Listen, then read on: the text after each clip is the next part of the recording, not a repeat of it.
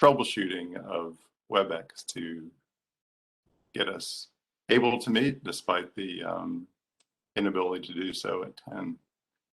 I'm going to suggest that we look at the agenda that we would approve for a couple of modifications and see if this is what the intention is of the agencies we serve. I have us called to order at 11, and the only change proposed would be instead of 11:30 to 12:30, breaking at noon, shortening the break for the shorter meeting, but also having that break be somewhat flexible. I'm going to suggest that we make it through Assistant Secretary for the Environment Mace-Moore's entire presentation at a pace that makes sense to you, and then we'll break after that. Franny or Shushma or Zach, how does that revised schedule sound with you? That sounds good to me. Okay, with it. Me too. All right. Well, again, we'll have a record of attendance at our first vote, which will be coming up shortly on the minutes. But we did know that John Vandenberg and Devin Madden are going to be out today. Everybody else was going to be here, but there are some people who are in and out for teaching assignments and other meetings. With that, review of the agenda, shortened slightly by the break. But everything else intended to be covered as presented. Is there any questions about the draft agenda? And if not, we'll entertain a motion to approve it as modified. This is Jamie, so moved. Thank you, Jamie. In a second. This is Gina. Seconded. I heard Gina. Thank you, Gina. Any further discussion about the agenda? I know the agencies are indicating they can do briefer updates than what we might normally do as a deeper dive at agenda item 5. So we should, between that and the shorter break, be able to make up some time. All right, well, as is our practice in a virtual setting, I'm going to have to do a roll call vote for approval of the agenda as modified. And I'll start with Dr. Anasia. Here. Thank you. Jamie? Yes. Thank you. Rich? Yes. Dave Dorman, you're on. Louise, if you don't mind sending a note to Dave that we are back on track, because I think he intended to join us. Elena? Yes. Thank you. Gina? Yes. Thank you, Gina. Detlef? Yes. Thank you. Tom Starr?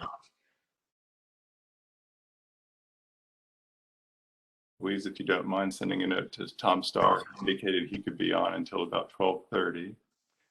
Michael Stoskoff is going to be joining by phone only. And Betsy. Because of the confusion this morning, maybe a follow-up email to those folks that just says we're on. Give them one more chance to join would be helpful. But with that, the agenda is approved, and we can move on to the next order of business, which I have to change screens for. I'm sorry.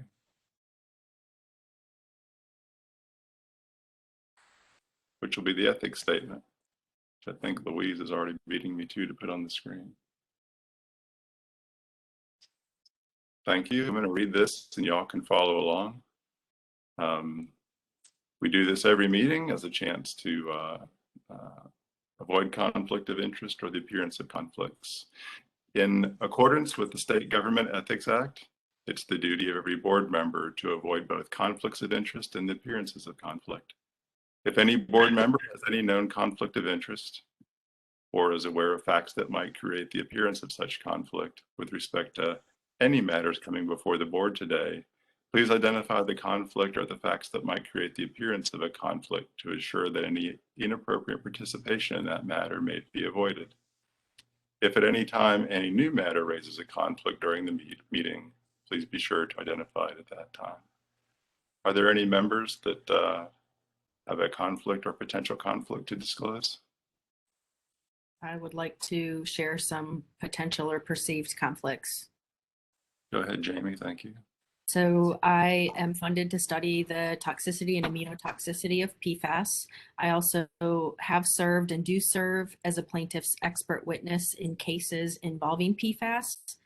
I also have been a co-author on publications that will concern some of the topics that we're addressing today with respect to class approaches for management of PFAS, as well as grouping approaches for management of PFAS. I also speak publicly about the need to manage PFAS on a more than one-by-one approach. So I would like everybody to be aware of these potential conflicts. Thank you. Other board members? This is Detlef. Like Jamie, I'm also funded to study PFAS primarily from a standpoint of reducing human exposure through drinking water treatment and also understanding routes of PFAS exposure. And I have also been an author or co-author on papers that deal with the topic of managing PFAS as a class of chemicals. All right, thank you both for those disclosures. There is no voting today on issues related to PFAS, just listening and advising. But I thank you both for those disclosures. And welcome, David. I see that you have joined, Dave Dorman. And just to let you know, the agenda that we approved was slightly modified to include a break whenever Assistant Secretary Masemore is finished with her presentation or the discussion on or around noon. But we'll let that presentation finish, shorten the break to about a half hour or however much time is needed to get us back on schedule then, along with briefer agency updates. But those are the only modifications. Let's see, I think that moves us on to the approval of the minutes from August 2nd. The minutes were well done in draft by Louise Hughes and Franny Nilsson. Thank you both. They were distributed with the meeting materials, at least most recently by me on September 29th. I haven't heard of any additions, deletions, or suggested clarifications in those, but if there are any, now would be the time to bring those up. Are there any questions or edits needed for the August 2nd minutes? This is Elena, minor editorial. Any use of any abbreviations should be defined at first use. The one I noticed was the use of SOC, I believe, in relation to the city of Greensboro and 1,4-dioxane. All right. Thank you. Other questions, suggested edits?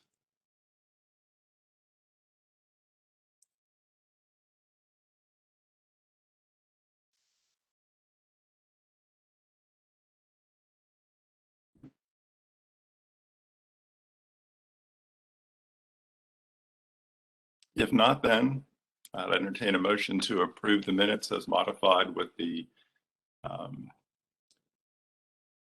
definition of acronyms at first usage, including SOC and any others that we included.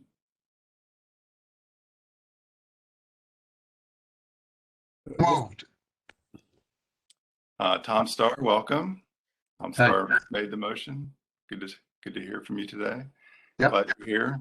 Thanks for your patience through this morning's delay. And do we have a second? Second from Jamie. Thank you, Jamie. All right, I'm going to do the roll call vote.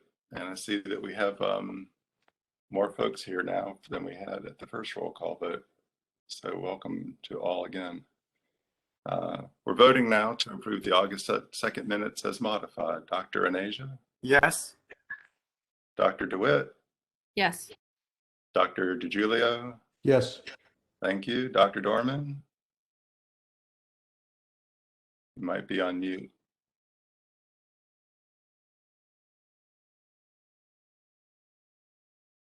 Dr. Kenyon, Yes. thank you. Dr. Kimball, Yes. thank you. Pardon the interruption here. Dr. Dorman says he does approve the minutes. He said that via chat. Great. Thanks for helping me watch the chat. I have mine on, but I'm not seeing that. I'll have to expand that window. Dr. Knappe, Yes. thank you. Dr. Starr, you might be muted. Yes. Thank you. Dr. Stoskopf is going to join by phone. And Dr. Tilson. Yes. Thank you and good morning. So great. With that, the minutes are approved with all yays and no nays.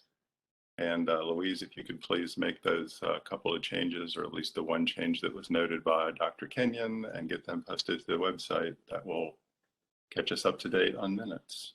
Thank you all. I'm going to call next on Assistant Secretary for the Environment, Shushma Mace-Moore, for the DEQ update. I did want to mention, though, one piece of news that I had between the last time that we met, which was Gina Kimball was promoted to the position of Laboratory Manager for Charlotte Water. So a promotion for her over the last couple of months, and her profile on our website is updated accordingly. Congratulations, Gina. Thank you. You're welcome. And if anybody else, it's a good reminder to periodically check your profile on our website to let folks know whether the information there is current or not with regard to your position and other specialties. All right, with that, Assistant Secretary Mace-Moore, I'll turn it over to you for DEQ updates. Thank you, Chair Augsburger. Good morning, everyone, especially to the board for entertaining us a little later. I'm going to be very brief on my remarks, despite there's a lot going on within the agency and within the state and across the country.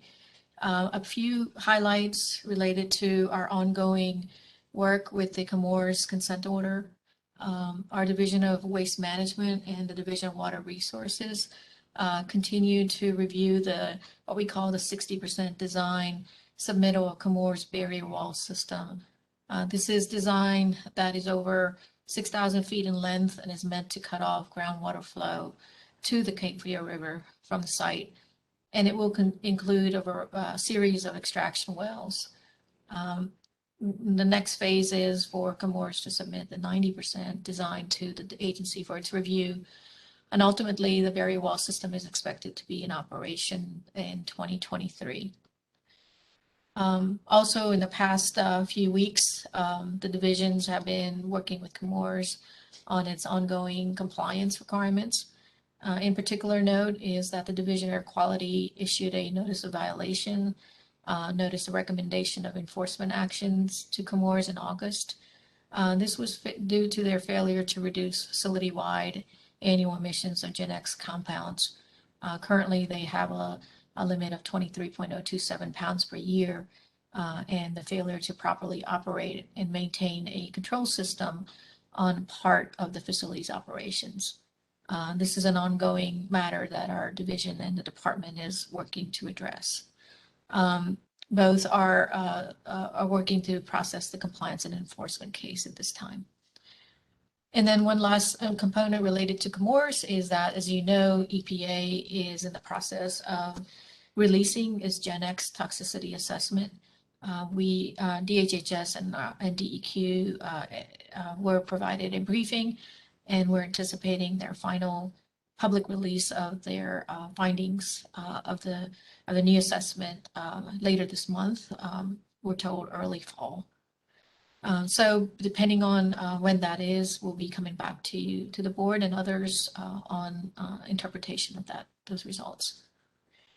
The EMC, the Environmental Management Commission, which you learned about last time, plays a critical role in the regulatory process that we operate under. So in September, the EMC met and approved quite a bit of items related to water quality matters. One item that you're familiar with was our rule amendments to our groundwater quality standards under our O2L rules.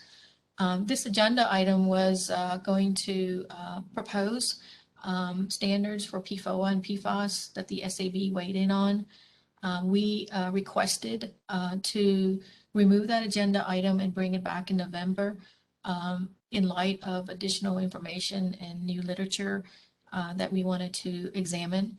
And today, part of this board's ask is related to that literature and interpretation of that data for guidance to the agency as we come back to the EMC for the next steps. And finally, one other thing I wanted to bring up is our Division of Air Quality has issued permits to Ecolab in New Hanover County and Flowers Timer Company in Wayne County. Both of these facilities permit and operate methylbromide log fumigation activities. You may recall you assisted in the development of the acceptable ambient levels for methylbromide a little while back, but this is the process that we follow through to regulate those facilities through the permit actions. And I'll pause there. There's more, but I wanted to keep in mind the timing. Thank you. Thank you. Are there any questions from the board for Shushma before we move on to DHHS? Mr. Chairman, this is Veena Neja. I just need to ask Ms. Massimo, how long has the air quality violation been taking place, and how long will it continue as per DAQ?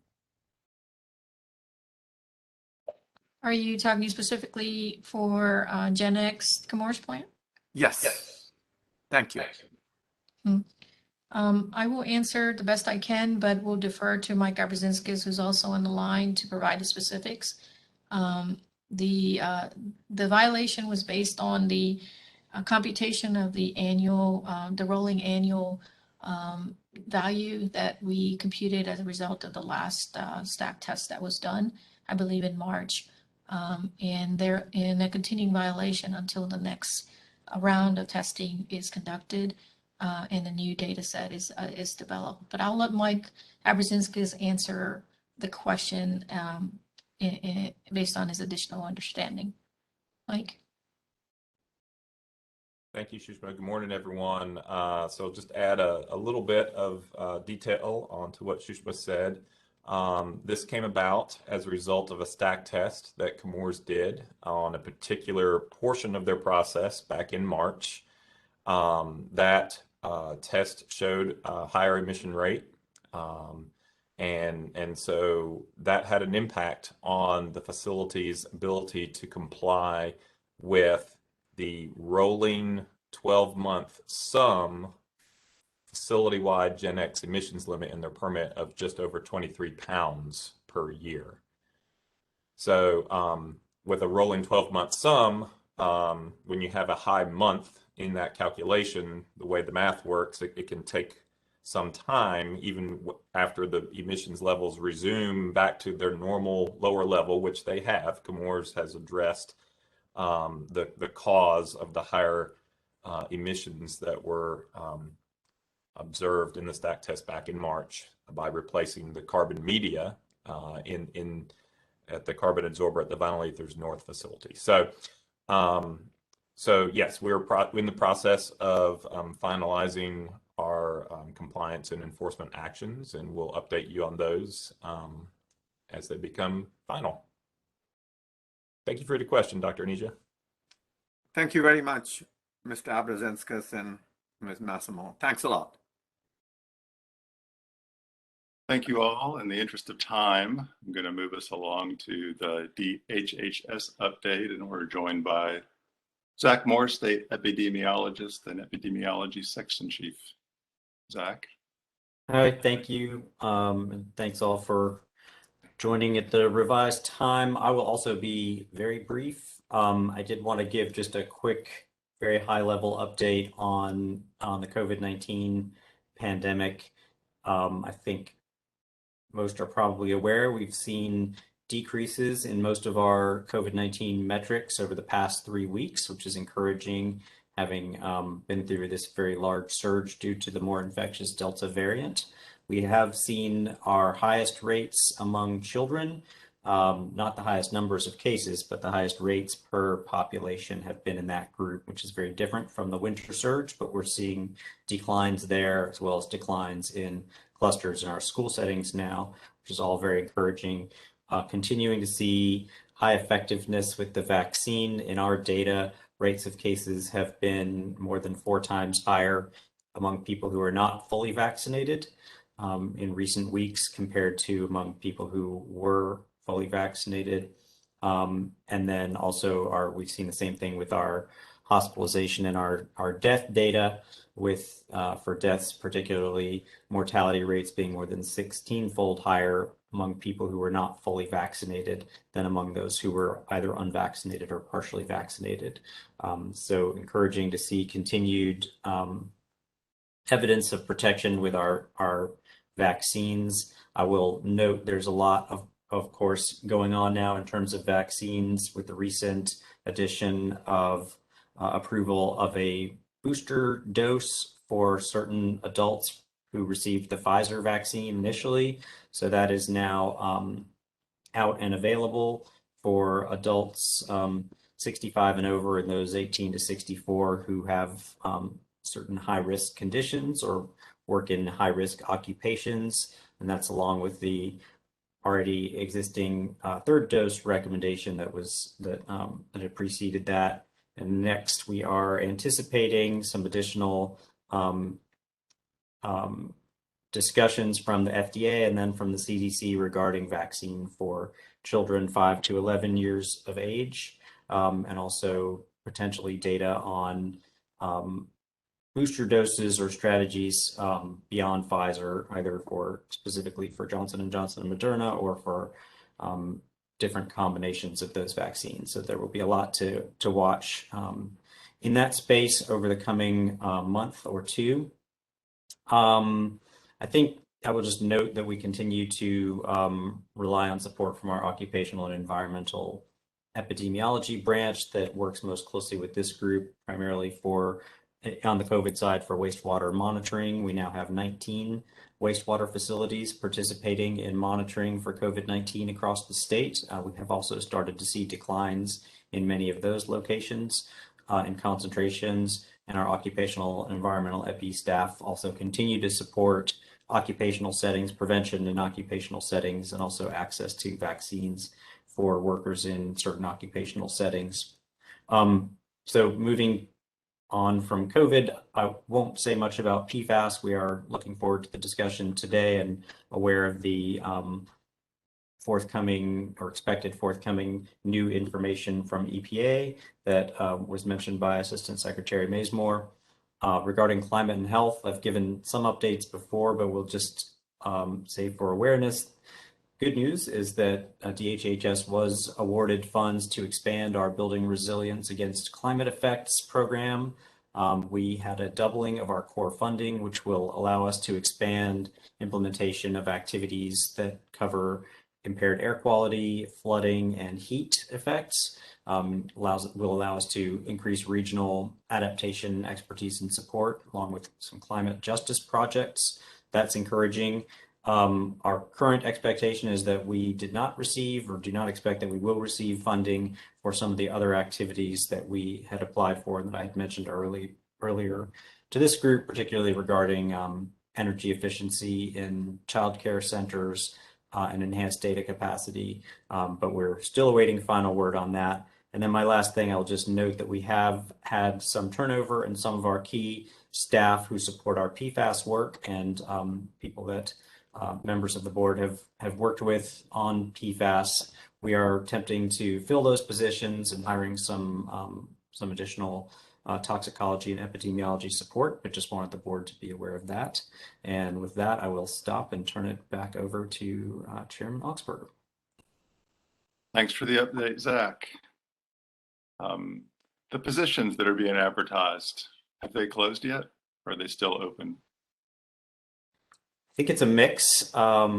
We do have some that haven't even been posted yet on the toxicology side. I'm not sure if Dr. Guidry is on as a panelist and can comment on. Yes. Okay. Hey, good morning, everyone. I'll just chime in really quickly. So our HACE supervisor, which was previously held by Beth Dittman, that position has been posted and has closed. And so we're waiting for more information there on the candidates. We are in the process of posting our other HACE toxicologist position and our environmental toxicologist position for the state. Great. The board members with their network of contacts in toxicology, chemistry, risk assessment, epidemiology, health can be of assistance. Share the links and encourage them to share them broader, and I'm sure they'll be glad to. Are there questions for Dr. Moore from the board?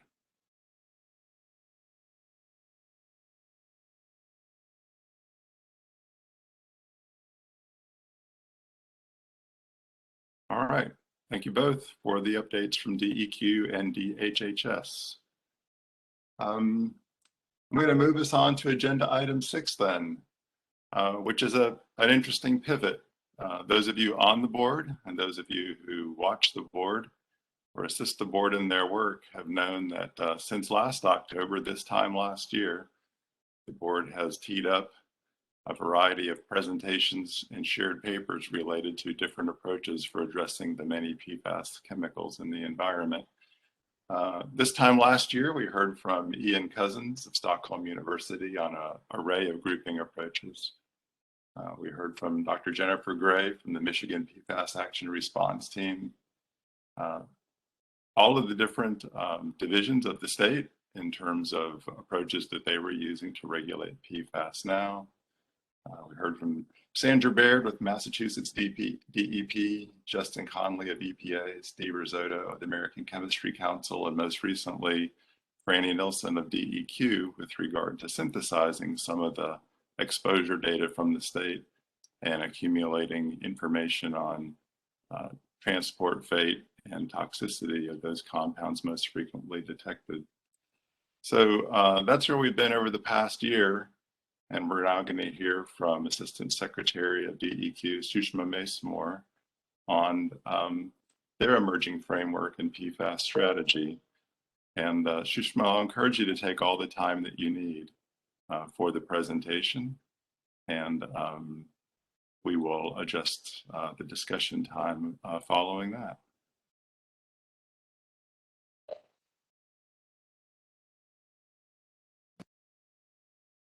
Peter, could you give me permission to share my screen? I'm going to drive the presentation for Sushma.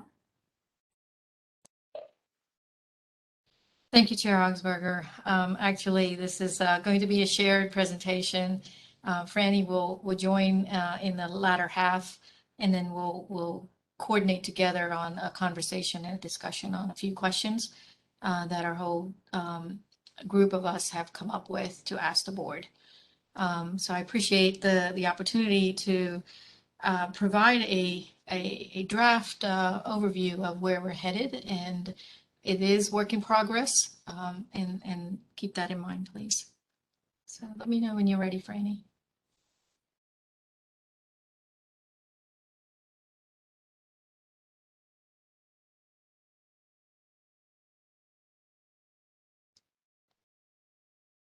Thank you.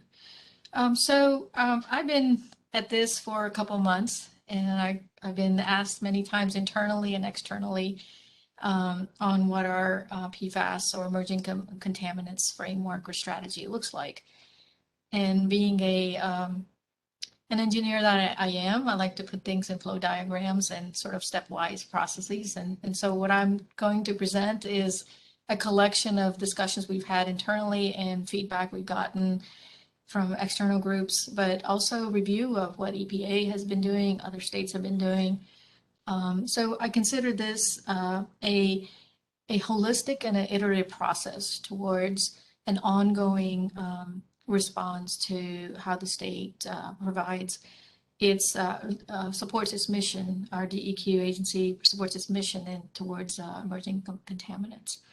And so next, please, Franny. So what I'm going to cover today is key components of the framework. It may seem simplistic, but there are many activities associated with that within that framework. And then I particularly will focus on PFAS as an example, particularly the initiatives where we have ongoing based on a couple of years of work and new initiatives and activities associated within this framework. And then we'll pivot to the regulatory path options and targeted questions for SAB that exist today. We'll come back with more questions as we evolve in the space. Next, please. So we at the agency have been talking about what our goal towards addressing emerging contaminants is. We obviously want to protect our state and its residents from sources of these emerging contaminants and their exposure using an established, transparent, and science-based decision-making process. Within approximately a year or so, we want to achieve an objective where we work with experts in the fields related to these contaminants and initiate actions beyond where we've taken already that are within our agency's authority to protect the environment and public health.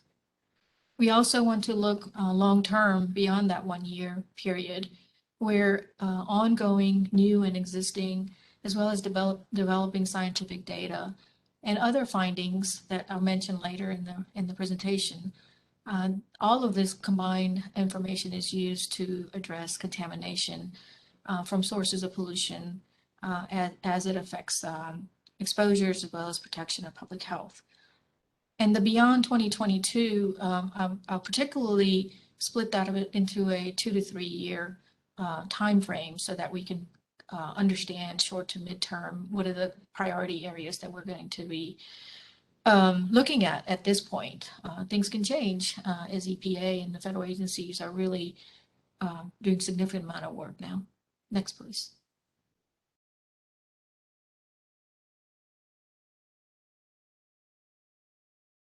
So the components of the framework consist of 2 process flows, what we call streams. The first is the principal agency actions. These are ongoing, continuous actions that will be going on throughout the department with our partners within outside of the state and within the state.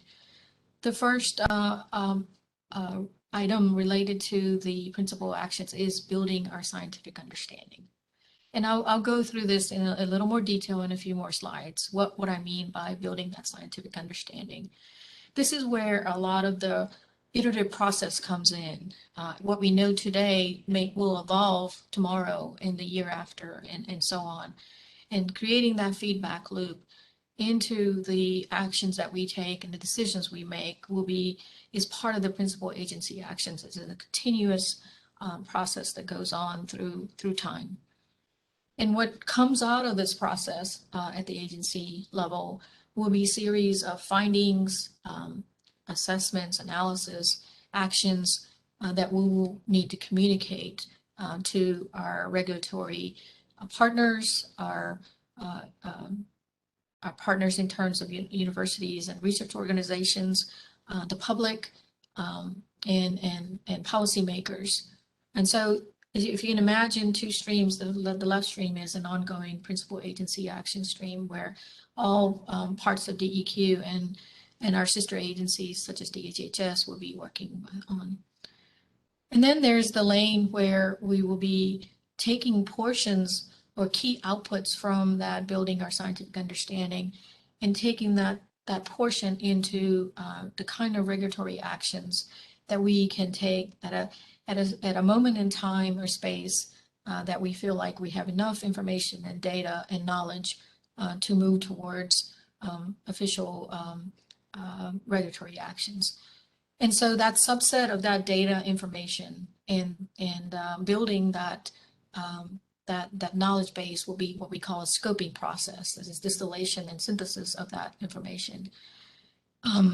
Based on the scoping process and the need for additional guidance needed, we anticipate that we would come to the board for recommendation, review, evaluation. That would be our step 2 in the regulatory actions. And then the type of recommendations and guidance that the board provides, we would take it to, we would bring that into consideration for step 3, which is related to our standards development activities, which may or may not go through all the rulemaking steps, but sometimes it may require formal policy making, other types of program development that may come out of that step 3 process. And then finally, there's the implementation stage where our regulatory divisions, depending on the outcome of step 3, would put into their permitting actions, their compliance and enforcement of those requirements. And the output from each of these key milestones would be communicated to the public and our research partners and other organizations to make sure that we have this feedback loop towards open process and sharing of information and knowledge so that we are as transparent as we can be. Next, please.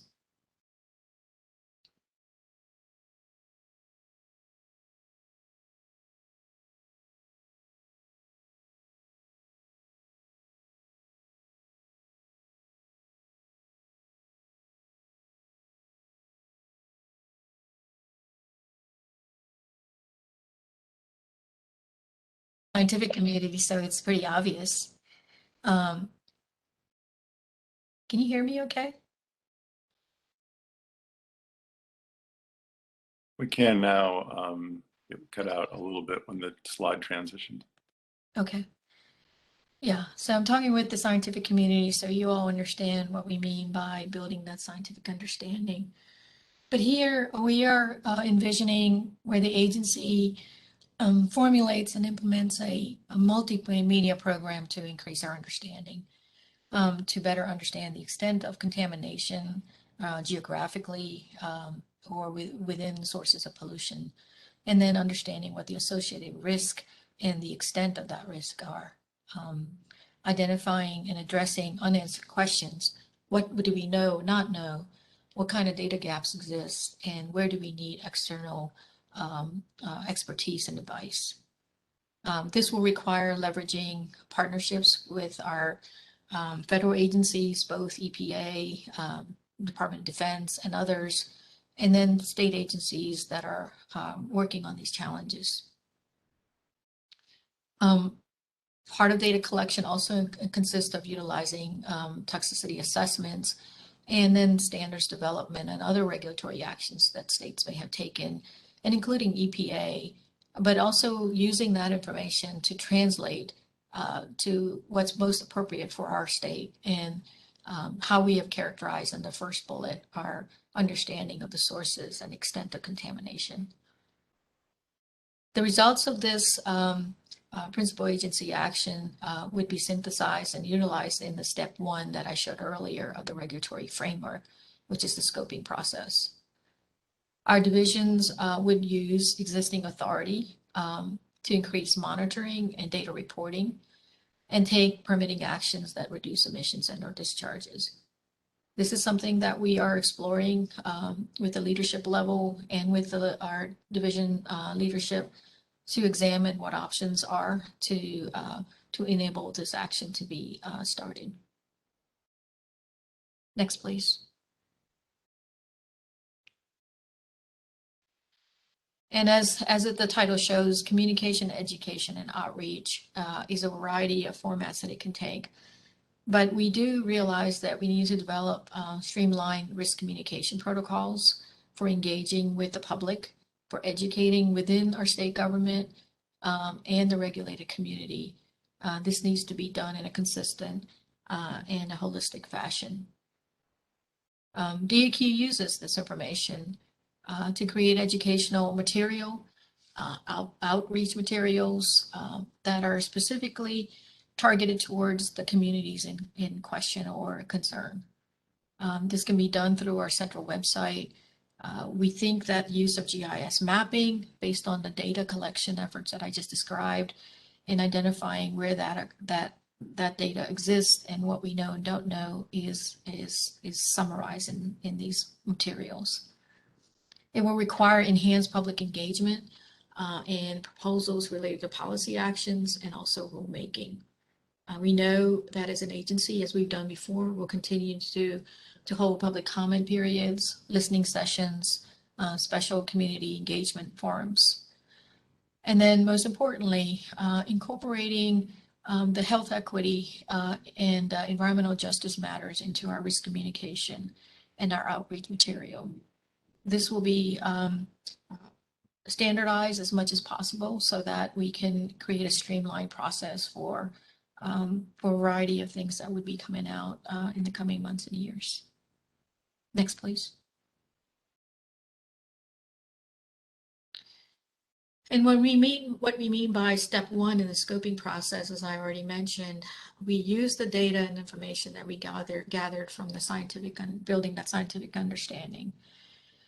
And also including additional literature search, measurements data that may exist, additional data that may have been collected since that time, to develop a subset of data related to a specific targeted regulatory activity that we want to pursue. And as I mentioned, we would build a story to present to the board based on that information and the guide and the material for guidance and synthesizing to the public about protection related to air, water, and land resources. This is broader. As we get into the PFAS discussion, we can hone in on specific types of charge that we may pursue with you all. Next, please. The step two is the SSAB evaluation. We think that this charge can be specific to emerging contaminant, depending on how we analyze the information and where the material exists. But we may seek advice on grouping or classifying them together in terms of how best to proceed. Granted that a lot of what is coming out is on pollutant by pollutant basis. This is an area that at least my recent investigation shows me is where there will be an out-of-box innovative thinking that would be required. And we would like to work with you all on how best to proceed with that. The board can also assist the agency in evaluating the toxicological information through the literature review that you've done before, through Franny's help, to conducting chemical prioritization, fate and transport analysis, as well as derivation or recommendation of potential values that the agency should consider and bring forward to our Environmental Management Commission. These recommendations are obviously comes back to the goal statement that we want to ensure that they are protective of public health and the environment. Next, please. And our step three is the most time-consuming, but also the most rigorous process that we as an agency go through, and that is standards development and rulemaking. In a simplistic manner, our DEQ divisions would develop and implement these environmental quality standards for compliance by the regulated facilities or sites or operators. This will utilize the recommendation coming out of step two from the SSAB where needed. But it is up to the Environmental Management Commission to take the appropriate action to adopt a regulatory standard. And generally, just for your information and awareness, the process consists of a division proposing a concept to the EMC.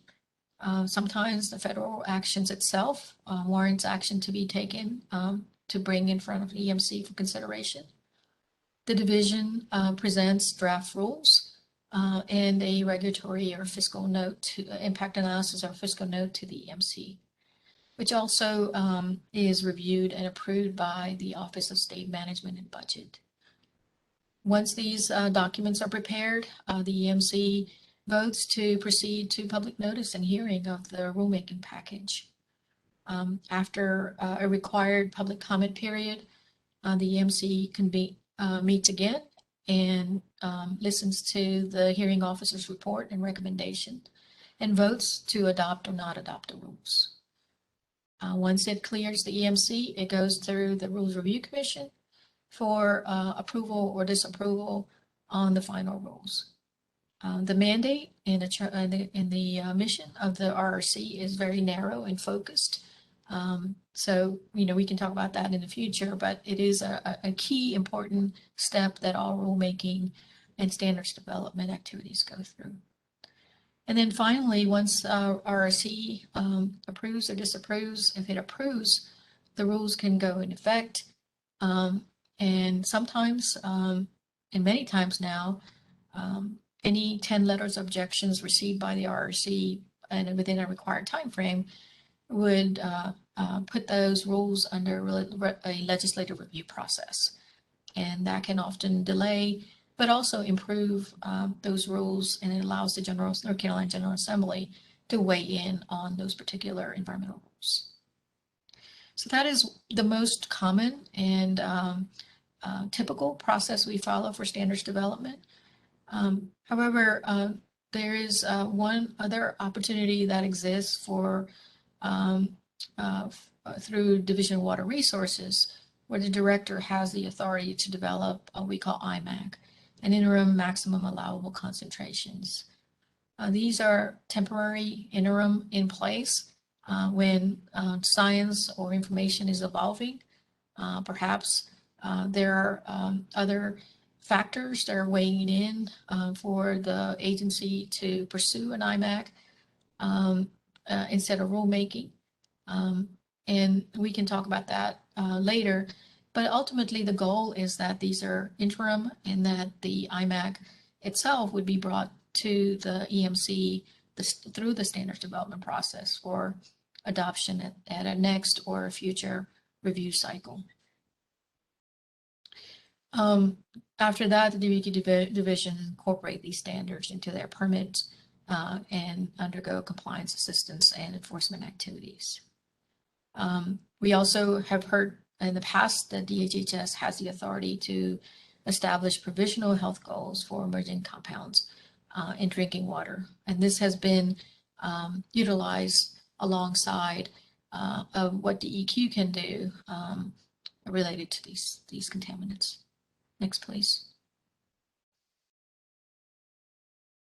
So this diagram is really just to show the interwoven nature of how we envision the four boxes within the two lanes.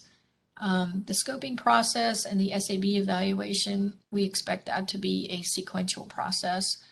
The IMAC and or standard development can follow through that, but there are situations that we can envision that could be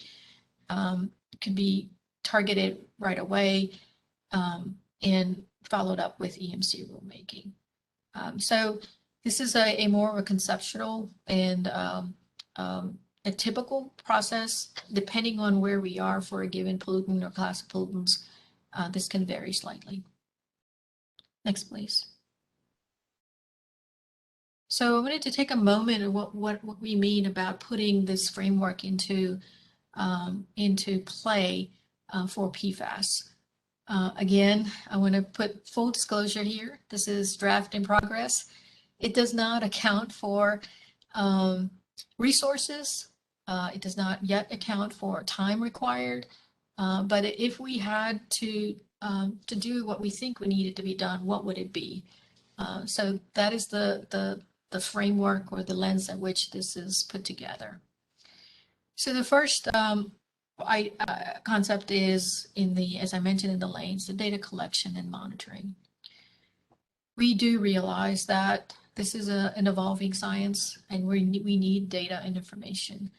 But how we collect that data and information is important so that it can be examined uniformly and consistently. Standardizing the sampling and analytical methods is important to ensure consistency across both public and private entities that may be collecting and evaluating samples. We also know that we need to develop a statewide multimedia sampling programs that allows us to examine air, land, and waters of North Carolina. There's significant work already going on in the agency, but we want to build on that. It looks at a statewide approach for those areas that needs most attention. And the type of sampling, testing, and analysis that I've listed here includes surface water testing, groundwater testing, testing of public and private water supplies, testing of fish and wildlife. And then I've lumped quite a bit in waste characterization of biosolids, waste, leachate, and sediment. There's a lot in there, but I just want to throw the type of information that we're anticipating needing is quite broad and immense. So part of the question is, where do we identify and prioritize known PFAS sources? The list here shows the way the agency can pursue that prioritization activity. It is through direct manufacturers of raw materials. There are facilities that use them directly in applications. And examples include firefighting foam application at airports, military uses at their bases. And there are also PFAS materials that are used in the manufacturing process.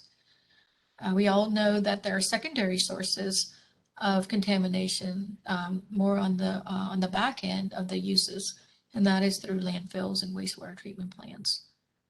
We know that during certain emergencies, PFAS-laden material are used to prevent chemical fires. There can also be site-specific investigations and examinations based on our knowledge of historical use and or current use. We also know that right now the EPA has proposed reporting programs under TSCA where manufacturers and importers of PFAS and PFAS-containing products are required to report within states. And that EPA under its SUCMR 5 are requiring 29 compounds to report regarding their levels in drinking water intakes. So all of these collection of information can help North Carolina prioritize and identify sources of PFAS. Each of these bullets will require further development of what work plan and how, when, what is needed to enable that. We'll also have to evaluate disclosure and monitoring requirements for our permit holders on PFAS discharges, emissions, and other releases.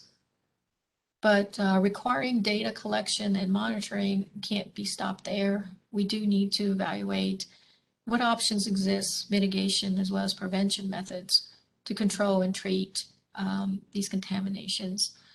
Looking at technology solutions, their effectiveness rate, their efficiency levels, and what are the costs associated with that, both for the user level, the affected sources, but also on the consuming public. Next, please. So after you collect the data, one more, Franny. Yeah, it's what we do with that data. So here I'm showing examples of use of data mapping tools to not illustrate geographically, but also through that understanding, prioritize locations for sampling, where we document through a transparent and reproducible process. We think a need for a database exists that can house this collected information on sources, impacts, and the extent of exposure. The central repository information with public access can be a tool for the agency, the public, but also the organizations that support us as well as federal agencies in carrying out our mandate. We think that creating an interactive mapping capability will also allow communities and other locales to better understand where they are relative to our findings. Most importantly, we know we can't do this alone. We're going to need collaborative partnerships to develop the information, gather the information, but also share the knowledge and disseminate that information in a consistent manner. We also realize that applied research is an ongoing process and a need, as I mentioned earlier.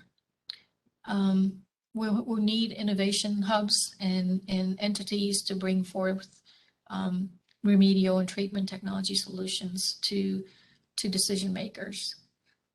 And I just listed a variety of examples of how we envision working with our partners and other affected organizations to build these types of partnerships. Next, please. So in terms of stepwise regulatory actions, I mentioned earlier that we want to rely on, as much as possible, science-based standards development for mitigation and treatment. So for that reason, you heard in the past about our plans for groundwater quality standards and where we are in our triennial review of our surface water quality standards. The Pfas and PFOA standard is the first step in our regulatory strategy. And we do anticipate additional new toxicity health data proposals to come, which will affect how we roll out additional actions by the agency. But we also know that there are other tools in the toolbox, and that we know that some of those tools may be faster, easier. And so we want to put that on the table too. And I've listed here other approaches. And we already talked about the use of a provisional health goal in drinking water.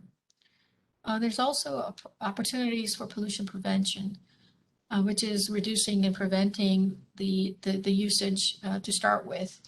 This can be done through alternatives, modifying and educating consumer regarding choices they make, limiting certain applications, and looking at those alternatives through prevention of pollution.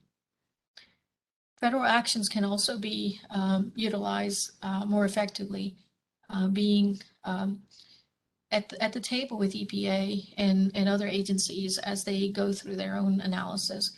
But we know over historical periods, EPA's programs for these type of pollution compounds have been worked with state and federal agencies together.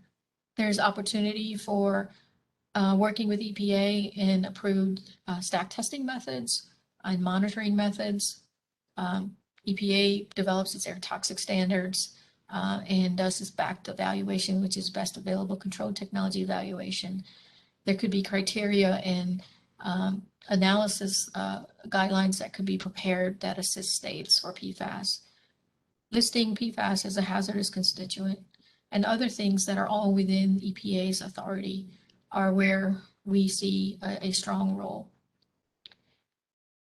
Standards or guidelines are also an area where we can safely manage PFAS, either in leachate, solid waste, and hazardous waste.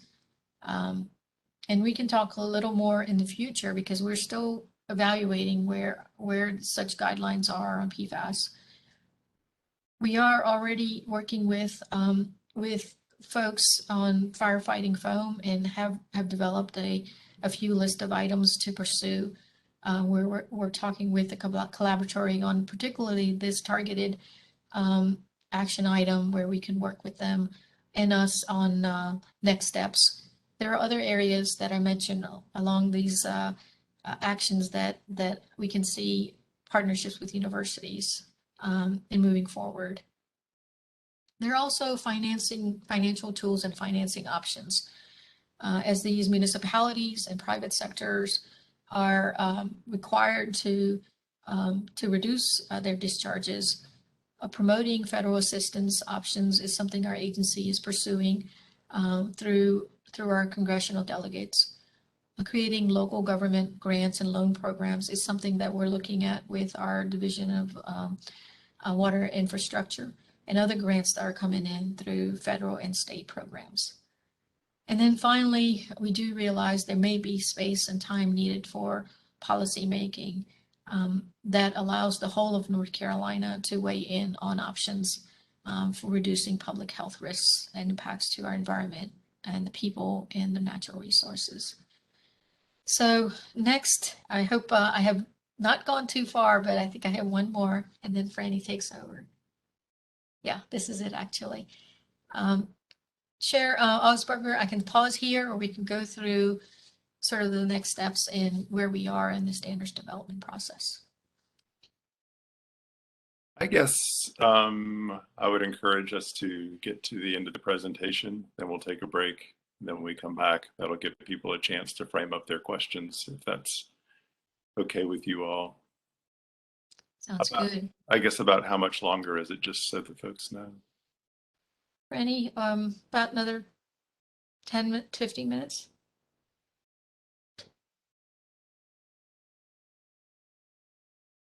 You're on mute. Yeah, it should probably be another 15 to 20 minutes, I think, to get through all of it. Yeah. We could take a break now and come back, or I can go through it. Whatever you prefer is fine. Well, let me ask you this in terms of the next steps that we had on the agenda, were discussion of the presentation for path forward, as well as some specific questions related to PFO and Pfafs. After your presentation, what would be the most helpful type of feedback? Would it be feedback on the general approach as opposed to this list of specific questions? Just trying to manage the after break time for your expectations. All of the questions that we sent the board to consider are related to the second part of the presentation. So I think we could do it now and give the board time to think before responding, or we can take a break now and then do it. I think either is fine.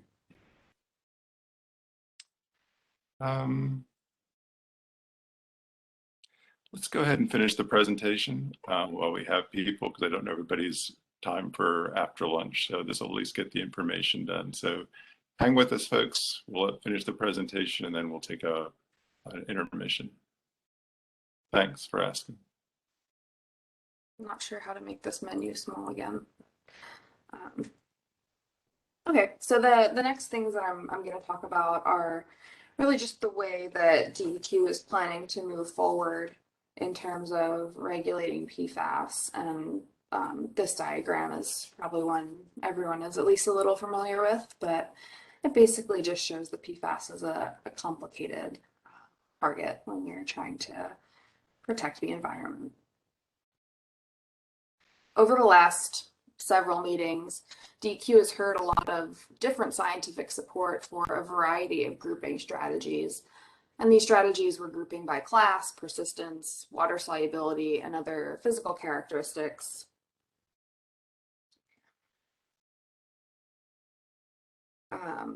And then also by toxicity, particularly like potency, mode of action, and toxicokinetics. And so these two figures were from Ian Cousins' recent paper on PFAS grouping strategies. We've also used this PFAS in North Carolina table to help inform DEQ's path forward. And really what we were hoping to gain from this table and what we've used it for is to visualize the amount of data that we had and to help evaluate each of those grouping approaches to determine the best way for us to move forward with the information that we have. As Sushma mentioned earlier, the interim maximum allowable concentration, or IMAC, is the way that DEQ is moving forward, at least for PFAS and PFOA. And so part of the rationale for this, and anyone from Water Resources that might have more information is welcome to chime in with the more details if you want to. But basically this can be implemented much more quickly than a rule can. It can be implemented in a matter of weeks or months as opposed to years. And we can update it relatively quickly based on new scientific information. And this just allows DEQ to keep these regulatory values current and protect the public in the best way that we know how to based on relevant scientific information. In creating an IMAC, there are several information sources that can and should be considered. The first being EPA, their Integrated Risk Information System, or IRIS, gives a lot of public health protective values that reflect the number or concentration a person can be exposed through for a lifetime without any toxic effects. Also, their health advisories and other guidance levels the EPA comes out with are kind of the first tier of information that DEQ uses. The following tiers are information presented by the Agency for Toxic Substance and Disease Registry, which is part of the Center for Disease Control and Prevention. These levels are minimal risk levels, or MRLs. Other information that is used and assessed is just from other states, so the California Environmental Protection Agency, Michigan's Pfafs research team, and just other relevant info is used to determine how and where we should go in terms of our regulatory strategy. The first bit that I'm going to talk about is the Atsdr values, and that is because these are final right now. And then I'll show you the EPA values, which are not yet final for all of the PFAS in the table. So you may be aware that Atsdr finalized their MRLs for 4 different PFAS in May of 2021. And there's a lot of text on these slides, but basically these numbers are either equal to or lower than the reference doses that EPA presented in 2016 and what their lifetime health advisory of 70 PPT was derived from. In a previous meeting with the State Science Advisory Board, the board supported using the 2016 Drinking Water Health Advisory and supported it as a reasonable step to improve the current situation of having a much higher IMAC for PFOA of 2,000 PPT and no current standard for PFOS. The board also strongly recommended that DEQ continue to evaluate research and anticipated the year-long rulemaking process as an opportunity to determine if a lower value is warranted.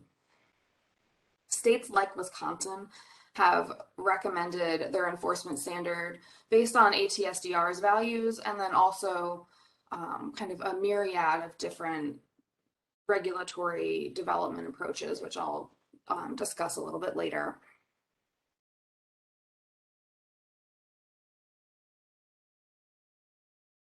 So the question we have for the board in terms of the Atsdr values is, would the board recommend using these Atsdr MRLs to set an IMAC for PFAS, particularly PFOA and PFAS?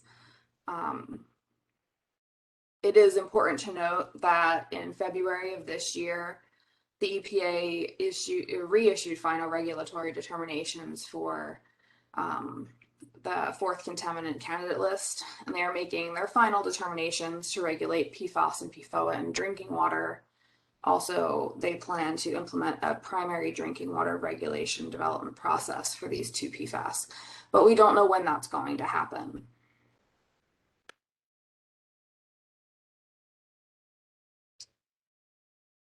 Another thing to note is that apart from PFAS and PFOA, which are the first 2 compounds in this table, Atsdr has also issued MRLs for PFHXS and PFNA, which were both prevalent in North Carolina and presented in DEQ's PFAS in North Carolina presentation in August of this year. We observed these 2 PFAS in surface water, groundwater, striped bass blood serum, and human blood samples from the North Carolina population.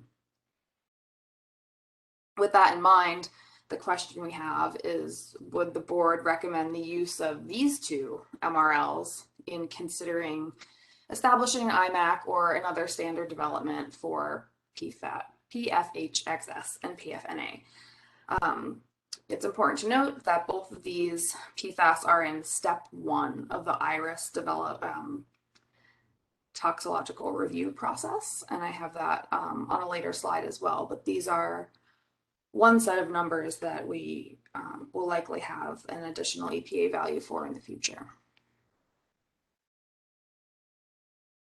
Now, here are all of the EPA, or the PFAS that the EPA are in the process of conducting toxicological assessments for.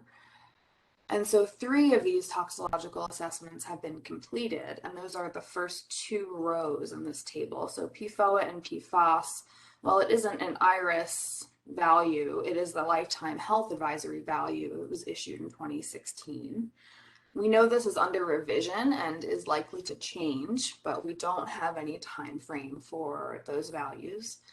PFBS is complete. This is an IRIS value, and it has been finalized as of January or February this year. There are 2 that are near completion, which is Gen X, and we are expecting a final value for that particular PFAS in the coming weeks.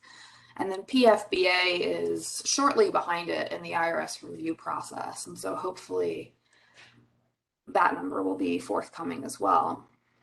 There are 4 additional PFAS that are in the pipeline, but at least several months out from a final value. And those are the bottom 4 rows of this table. So PFNA, PFHXS, PFHXA, and PFDA.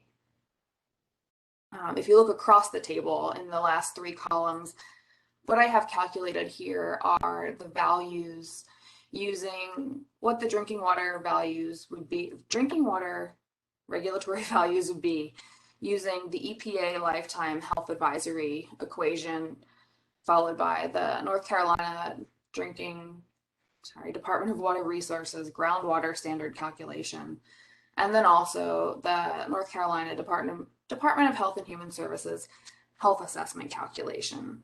And so these are all calculated with different variables and different assumptions, and that's why the values are all a bit different.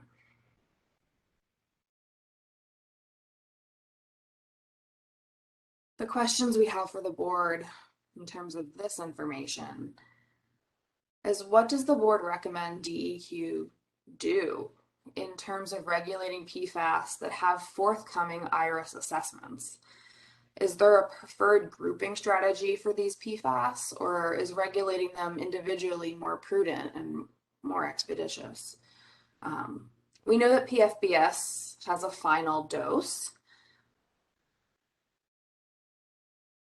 And should this value be used for an IMAC in North Carolina or another type of standard?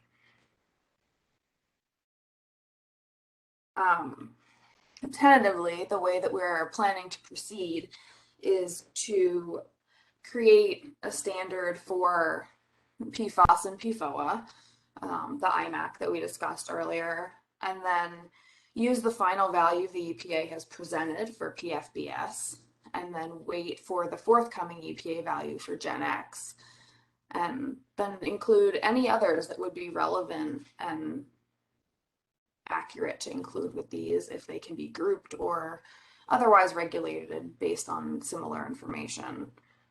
Following our round 1 of regulation or a regulatory path, round 2 is essentially just all of the PFAS we're waiting for EPA values for. And any others we get the right amount of toxicological information to create a standard for. The consent order PFAS, or the Camorra's compounds, are an interesting set of PFAS, and it's an interesting question because so little data exists for so many of them. We know this group of PFAS is prevalent in North Carolina and just doesn't have a lot of toxicity data. DEQ is also working with external collaborators to acquire the right toxicity data for regulation. But the question we have for the board here is, what kind of toxicity data do we need to confidently assign a regulatory value for these compounds? In other words, what kind of toxicological data would the board need to see to feel comfortable supporting a standard that was developed?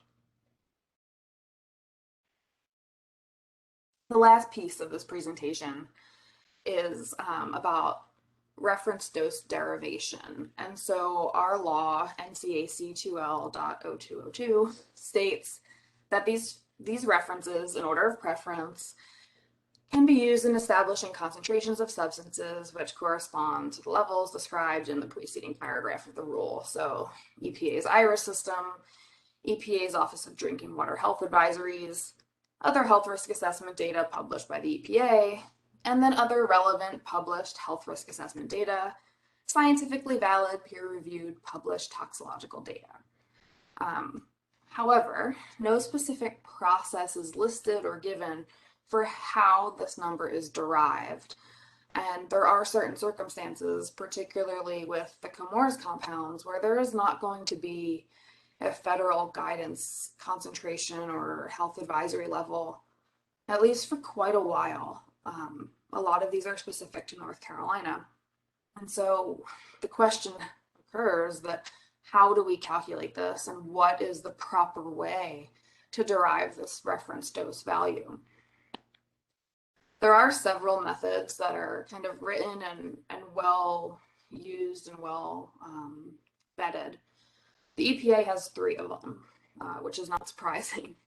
There's just the reference dose, the description and use, and health risk assessments.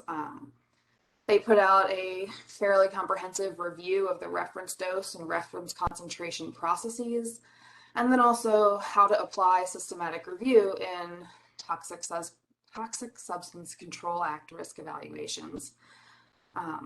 It is important to note that under other circumstances, Pfafs would probably fall under the TSCA umbrella, but based on the way that it is an emerging compound and we are just learning so much about it, it doesn't fall under that umbrella currently. It's also important to note that Wisconsin used a combination of all of these approaches. So they used EPA and Atsdr values alongside their own systematic review to derive their Pfafs standards. And what they did was they took the evaluations presented by EPA and Atsdr and then weighed newer science against them and determined if a newer science could inform a more predictive model against these older studies that were presented by the EPA in 2016 and the Atsdr earlier this year, but their science was clearly reviewed before 2021. There's also just the PRISMA and the Cochrane systematic review processes that are very well understood and well documented, and there is a very clear and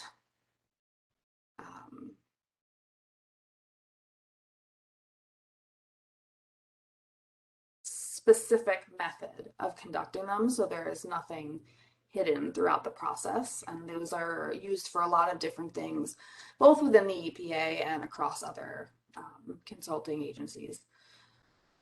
And so the question we have for the board here is, what other dose derivation methods should DEQ consider? Are we missing any that we should be looking into? And how should we weigh all of these different methods together to see what is the most appropriate way for us to determine reference doses for these chemicals that won't have a federal value? And then finally, based on the strategy and all the information we provided today, how does the board recommend using the information that's summarized in this Pfafs in North Carolina table? Is there another way we can use this information to help inform some of these questions? Or can this information be used to help us make this regulatory path a little more straightforward and a little more streamlined? Basically, just what are your thoughts about this information and the table we presented collectively? That's the end. So my contact information is here if anyone has any questions. This presentation will be posted on the website shortly after this meeting. I can take questions now, or we can take a break and we can take some questions afterwards. Whatever you prefer. I'm going to suggest we take a break. Let folks get some lunch. Let folks jot down questions.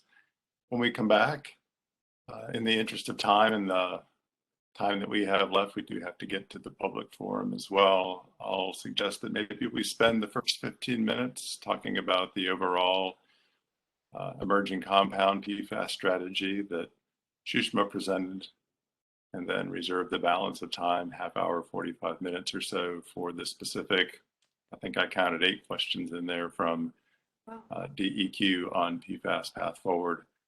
And I think in particular, folks spend time, thinking about those questions. We'll pull those back up on the screen and ask any questions regarding framing those particular questions for further thought.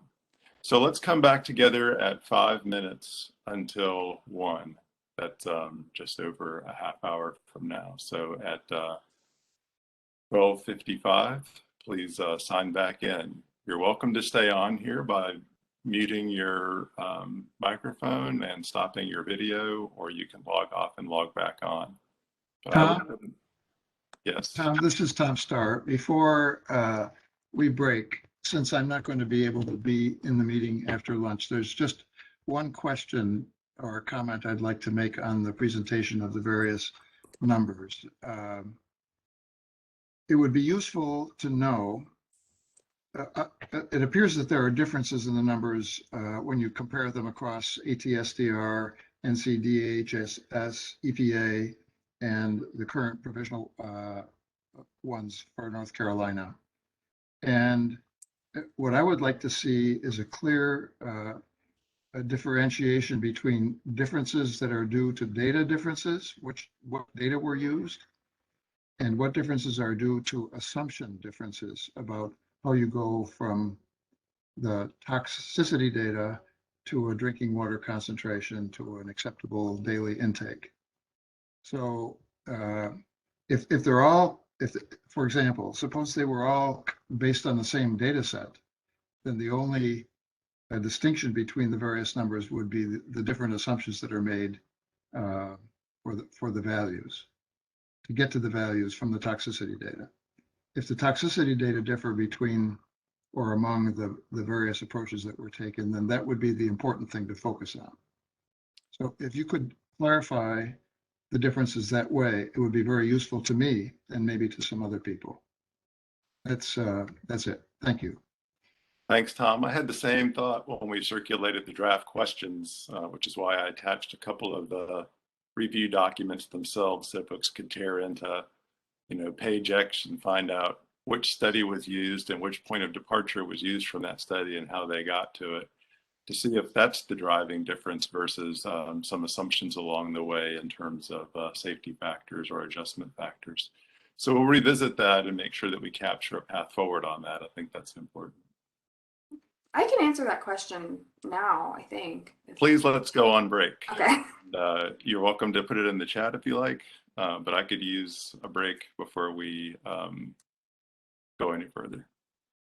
You're welcome to keep my chat going with Tom if you like, but I'm going to call us back together in a half hour. Thank you.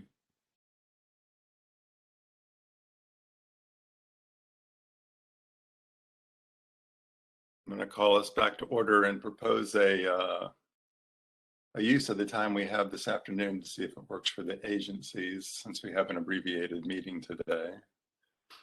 I thought that between now and 1:15, we could get feedback on DEQ's PFAS strategy, the overall strategy of DEQ as shared by Shushma. And then we'd pivot at 1:15 until about 1:50, when we should break for the public forum for feedback on the specific questions shared by DEQ that were in Franny's presentation, to include the question that would be under agenda item 7 on the data discussion, since that was in fact the last couple of questions.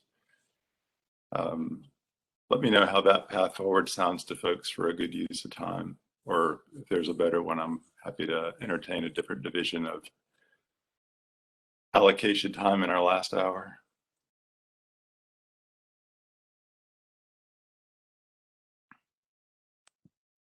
I think that's a good idea. Suggestions also. There is one thing that I did want to mention, and in looking at the slides, I realized I didn't make it incredibly clear. When I presented the calculated values from the EPA and then DEQ and then using DHHS's equation, I didn't talk about the sources of those. And so I just wanted to mention I used existing equations and plugged these numbers into them. These were not like presented calculated values for regulatory action. They were more as just an example of all the different ways you can calculate something. But I have that information to answer Tom's question when we get to it. Just throwing it out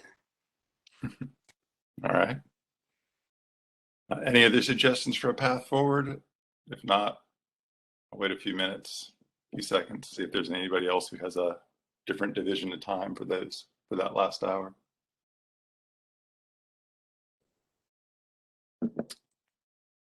All right, well, great. Well, it's an exciting pivot from concepts for which we said the science could support broad grouping categories or individual chemical reviews.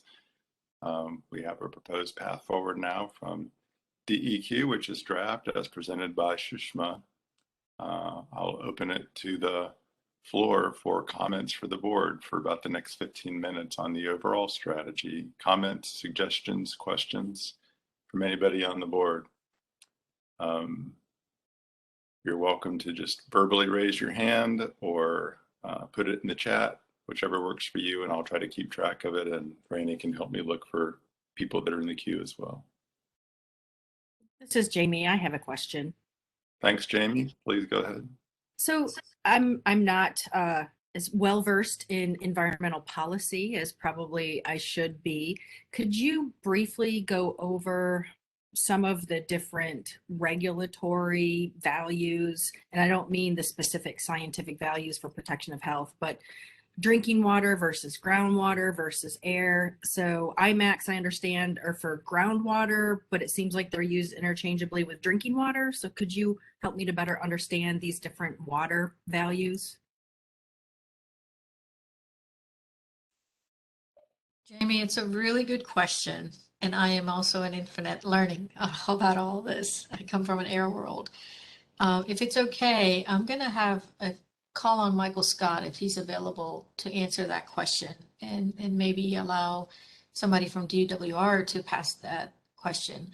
And the reason is they have historical experience on applying these standards and what regulatory authorities we have amongst different programs. So Michael, if you are available, or Julie Woosley. Yeah, good afternoon, Sushma. I'm thank you, Chairman.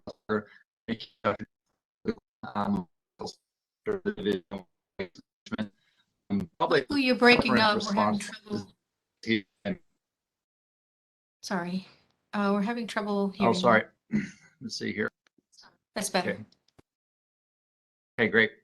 But one quick response is that on the groundwater side, which as Sushma and Franny walked us through, Dr. DeWitt, for PFOA and PFOS, they were proposed, as you remember, as groundwater quality standards. And when it comes to groundwater, the standards are meant to preserve that resource for all purposes, and especially for a drinking water resource. So when we talk about those values, we're talking about the North Carolina 2L standards and values that would allow that groundwater resource to be used as a drinking water purpose, along with other uses also.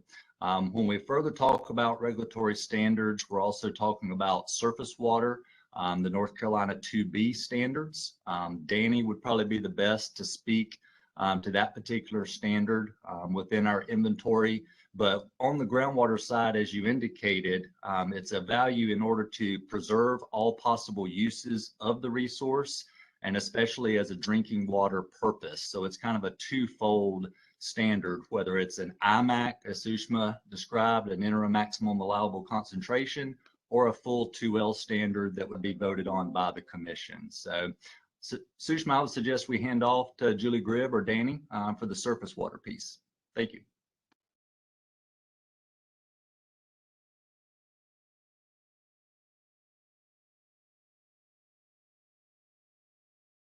Good afternoon. Sorry about that. I had a little trouble getting off mute. Yeah, so just one thing on the interim maximum contaminant level.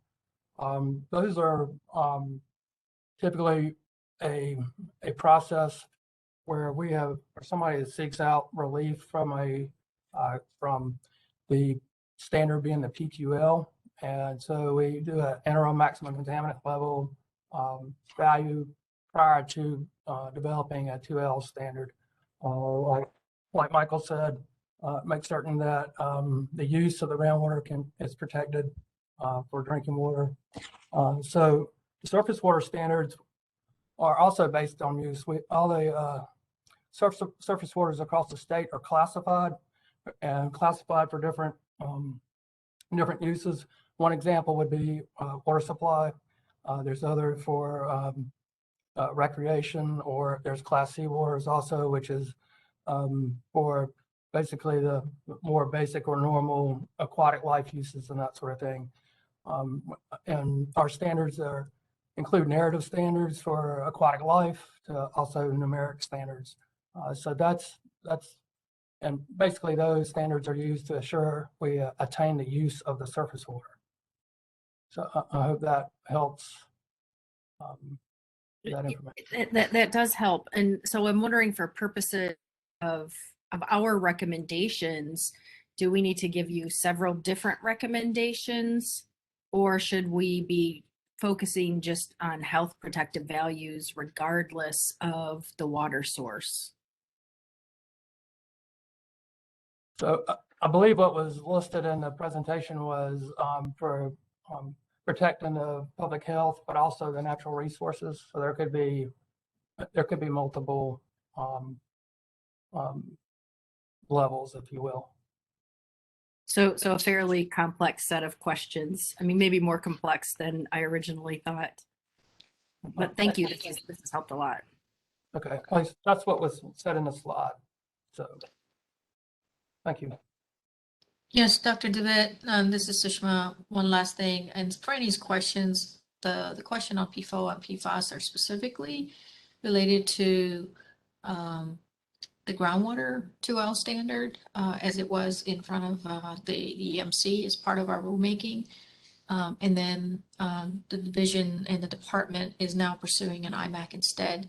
And so that's based on the priority. That's where one of our first initial question is residing. But I can anticipate that moving forward that we will have questions on other sources of water.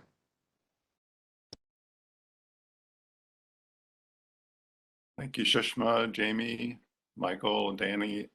Other questions on the overall process? Keeping in mind, where the SAB was there at step 2. I have one question. This is Betsy. And maybe you covered it and I missed it, but it was something that our team has been thinking about, in that if using the MRL, which my understanding is that MRL is more of an intermediate level, not a chronic level. And I think you have some precedent in using an intermediate and doing some uncertainty factors and to apply it as a chronic exposure. But just thinking through this, and one of the questions was, should you adopt the MRL, which again, my understanding, it's an intermediate exposure, not a chronic exposure, and then your regulatory levels would be more chronic exposure. So just curious about your thoughts on that. When would you apply other uncertainty values to make it a chronic value, or just your thoughts on applying that, again, that intermediate value for a chronic regulatory exposure value?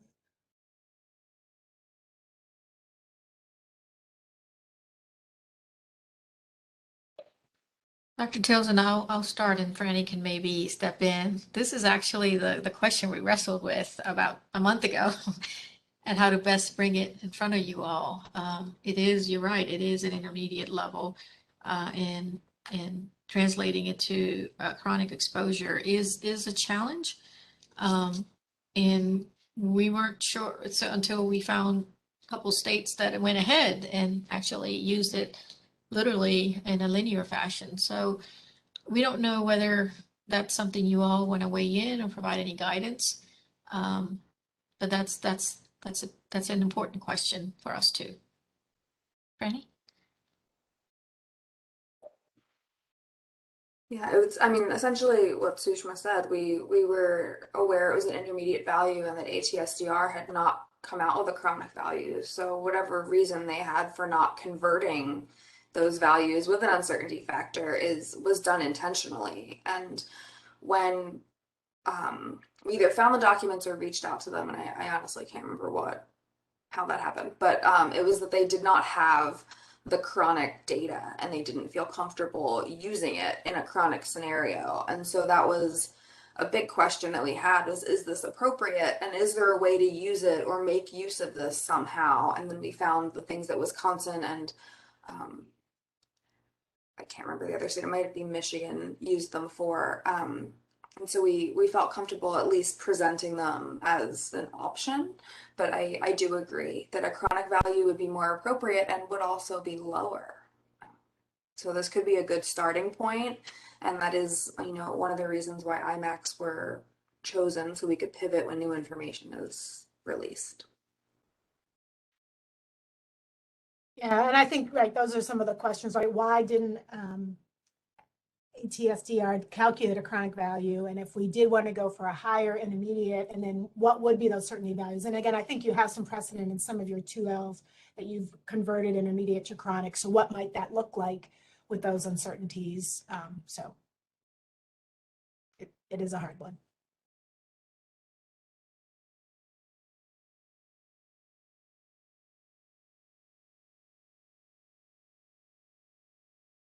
This is Detlef. Yeah, thank you for the presentation. And I guess one of my question is, the framework seems to follow pretty much what we've been doing in terms of regulating individual chemicals for which we know toxicity data. But with the PFAS class containing thousands of compounds, I'm wondering about the wisdom to go down that path versus coming up with a framework that helps us from exposing the public to the next unknown PFAS. How would this framework protect the public against the next new PFAS that gets discovered? Or can, maybe an alternative question would be, would it be possible to develop a different framework? Yeah, Dr. Knappe, I think we haven't shut that door. We just don't know exactly how. I think part of, you notice that EPA is pursuing compound by compound assessment. And it's very historical of EPA, of how they regulated air, water, waste. And as an agency, they see value in one thing at a time kind of way to expand their knowledge and apply it towards the regulatory authority the agency has. The same applies to us too.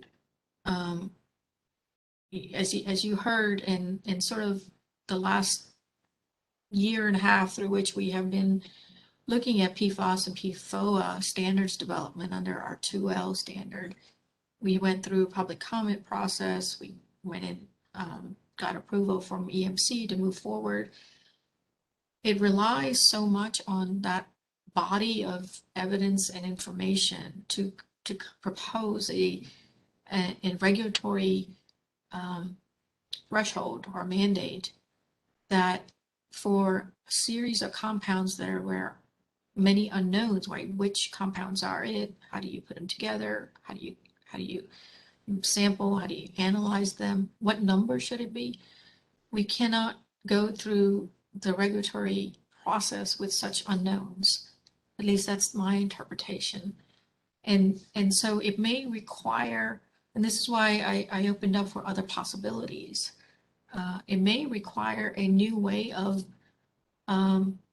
addressing that regulatory need then one approach, or maybe even group them into 4s, 5s, or 10s, or 20. We don't, so this is part of the conversation. Whether we have reached environmental management at a level where this does not apply, or this is not the right tool or right approach. I think a lot of states are struggling. We're also on the same boat, but we're at the mercy of good sound data coming out of federal agencies, but they're coming out at an individual compound level. So, when I look at the consent order, I think it tried to address that conundrum for the Chemours situation, but maybe it's not considered to be currently broadly applicable across the state.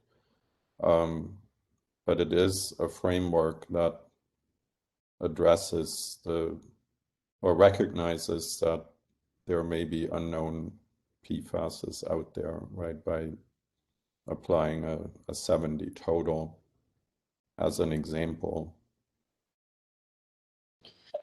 Yeah, one thing I can add is, as we do the source characterization and better understanding of the sources, it is possible that we would have a better understanding of how many PFAS are covered under a specific geographic region or area, or a source that contributed to that. And perhaps there we can isolate and look at it in a grouping method. But in a broader sense, how Danny and Michael described, if our 2L standards are put together statewide, that information is not in our hands, at least at this point, to be able to make that informed decision. So I have another comment kind of relevant to this discussion. The Michigan PFAS Action Response Team, on a recommendation of the Science Advisory Work Group, didn't move forward with grouping approaches, which I think would have been a good thing to do, considering some of the things that Detlef just brought up. But they applied a screening level to other PFAS that did not have any standards or advisories associated with them. And the screening level was designed so that the state could evaluate incoming data from various sources to then make a decision if a particular PFAS went above that screening level, if they had to take action. So that might be something worth exploring. It's based in the state of Michigan, that screening level was based on one of the PFAS with the lowest MCLs that they ended up passing. And so that's used as sort of a baseline to, like I said, make decisions about some of the other compounds. It might be a more comfortable approach if the state isn't comfortable with moving forward with some groupings or more broader based approaches. That's a good suggestion. We're also open to recommendations on whether such groups how that would be done. Like the example that we just heard for Chemours, there we have a knowledge base and information to be able to put that together. But we can imagine through the data collection and monitoring exercise that I sort of described, we will be in a different place, hopefully 6 months to a year from now. Well, with respect to some grouping approaches, I think Franny had a really nice slide that summarized some of the available grouping approaches that were also highlighted by Dr. Cousins in his presentation. And one that is the most protective and does not require a lot of data is the P-sufficient approach. And this is based on the knowledge that the vast majority of PFAS are persistent. So even if it takes years to acquire all of the appropriate exposure data, we know that people will be continually exposed during that period because of the persistent nature of PFAS. That would be a very protective move for a state to take to protect citizens from PFAS. And there's lots of information on the P-sufficient approach, and I can provide copious numbers of papers if you all would like to read some of those for additional background. We could also bring Dr. Cousins back in, or Dr. Scheringer or Dr. Wang, who Dr. Scheringer is with ETH in Zurich, and he has written many, many papers on the P-sufficient approach for chemicals more than just PFAS.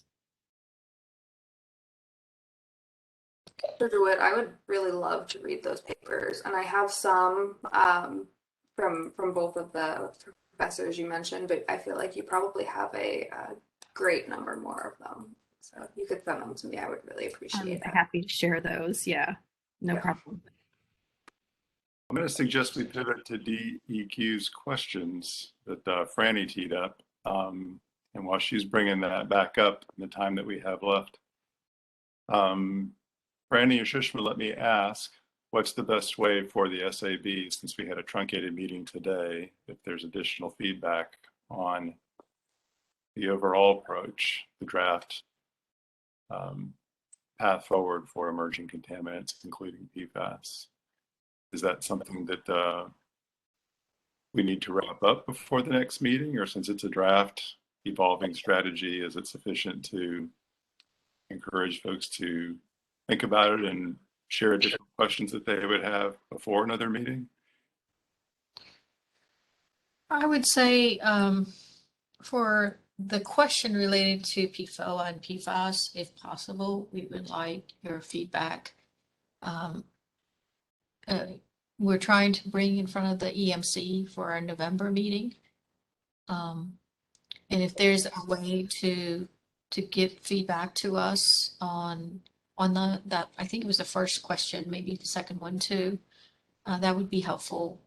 If you think that we can suggest putting something on paper, and then we can circulate that around for concepts, ideas.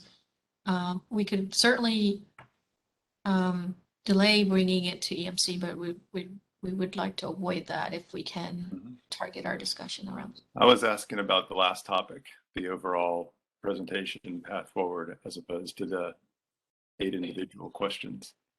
What's the time frame for that? Which was like, I think maybe it's the same thing, but I thought it had to do more with the sequence of events and data preferences and the like. I think we're flexible there. If it's really just one topic, I don't have to belabor it. I thought they were separate. I think we're flexible there, Dr. Augsburger. Okay. All right. I guess we can just take the questions in the priority order for the department in the time that we have. And Franny, if you can put those back on the screen, maybe and direct the board's attention to the ones that are the most pressing, then we'll spend some time on this. Sure. I just wanted to kind of give a little more information about the question that Tom Starr asked right before the break. And so the question was, how were all of these different numbers that I presented calculated, and what were the assumptions in their calculation? And so first, I do want to mention that, I mean, these are Atsdr values, and I did make sure the numbers were correct. So thank you for that, Dr. Snappy. These 3 columns were calculated by me using these different equations, and these were not meant to be put forth as a regulatory value or anything. This is just to show you all the different ways these things are and can be calculated. These are the equations, and so, depending on which equation was used, different body weights are used in the derivation of the reference dose and the drinking water equivalency level. Different source contributions, different amounts of drinking water per day.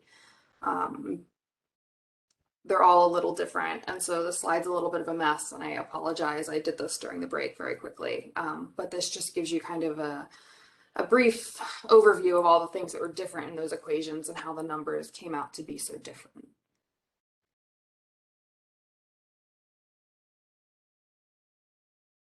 I think Dr. Starr's question was, what's the source data, source study? Does it differ? Point of departure from that study? Does it differ the way that it was modeled, or is it in subsequent calculations? the feedback on how your calculations, end up with different values is informative. But I think his question relates to your first one to the board, which is asking the board which one to use. They're probably going to want to tear into the differences between those. What did EPA use as a seminal study and point of departure in 2016? Did ATSDR do something different? And does EPA propose something different yet in their upcoming one? So if you have an answer on those in terms of what's driving these, in terms of which study, which endpoint, how modeled, that's probably the answer to this question. It might be the most informative about whether people would answer this particular question. Sure. So I know that the EPA Lifetime Health Advisory that was published in 2016 was done from a large systematic review with data stopping in 2015. And one of the most critical studies in that review was published in 2005.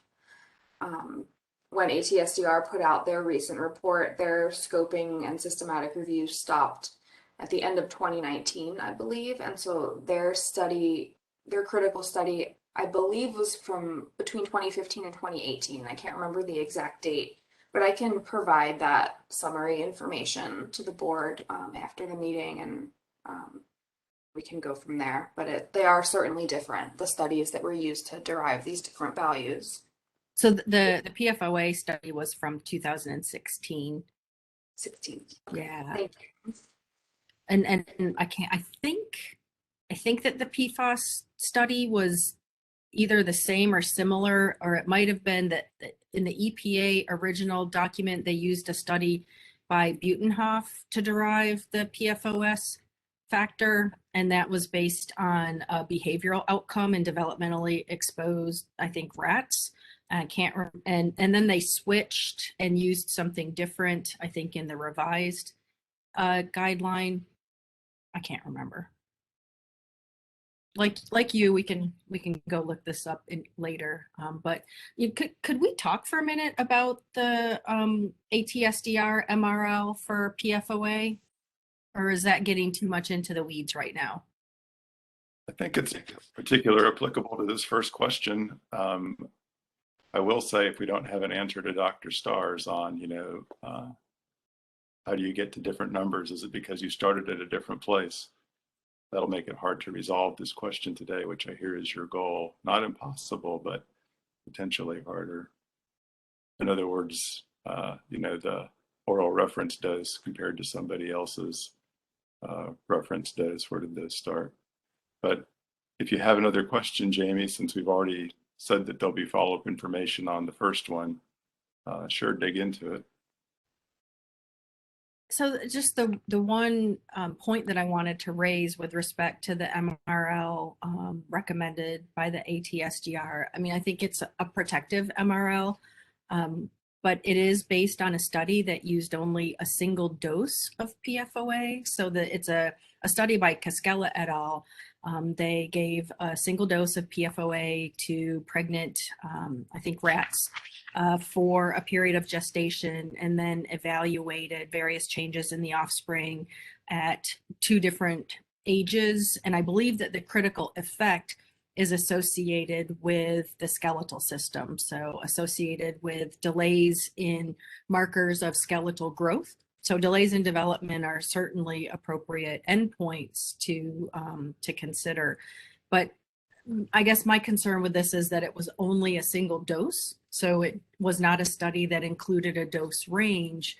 So the value that was chosen was a low L because there was no L. Now the ATSDR does include information justifying the selection of this particular study and this point of departure.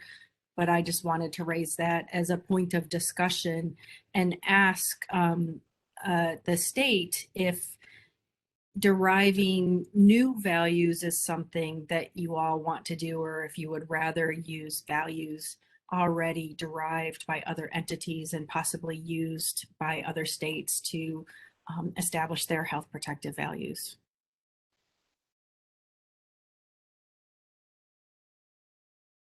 I can answer I'll start that. there, and if Randy, you can. There might be Yes, somebody better it's to a answer than me. question that we wrestled with too, but I'll let Franny take over.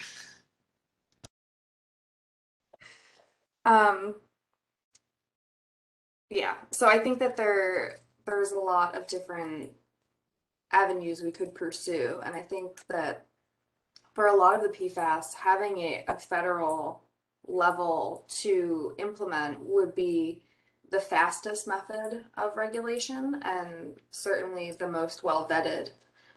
To employ the strategy that Wisconsin used with, weighing all of the different federal values and then also doing a more current literature review. Personally, I think that's a very attractive method. Whether or not that is a realistic approach for North Carolina and what our rules and standards say is a conversation to have. I think knowing the source of the information and that, the study only had a single dose does make it worth discussing. And the ATSDR in their appendix does highlight this particular study's value, and they did include many other studies as a point of comparison so that you could see that the dose that was administered and the value that they used for the low L was not a huge deviation from many of the other studies. But I do know that this was a point raised as a point of concern about that particular value.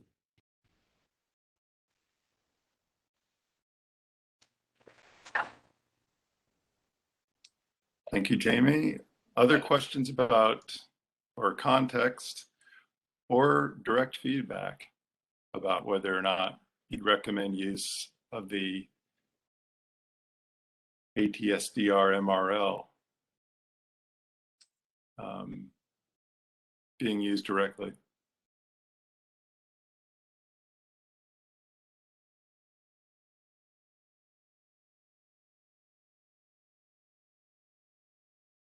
Well, I would. Sorry. Sorry, I don't have a way to raise my hand, I don't think. But Tom, this is Dave. So I guess one of the concerns about using it is the chronicity factors. And I'm not sure that I'm as comfortable about a linear approach to trying to take the MRL to a chronic value. I think what we may want to just do is if they do adopt the MRLs to just acknowledge that they're not a chronic value.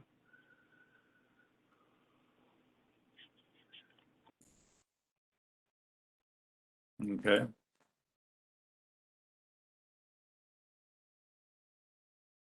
Thank you, Dave.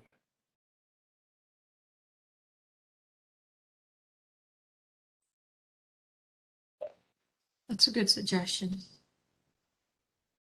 Jamie, did you have another point?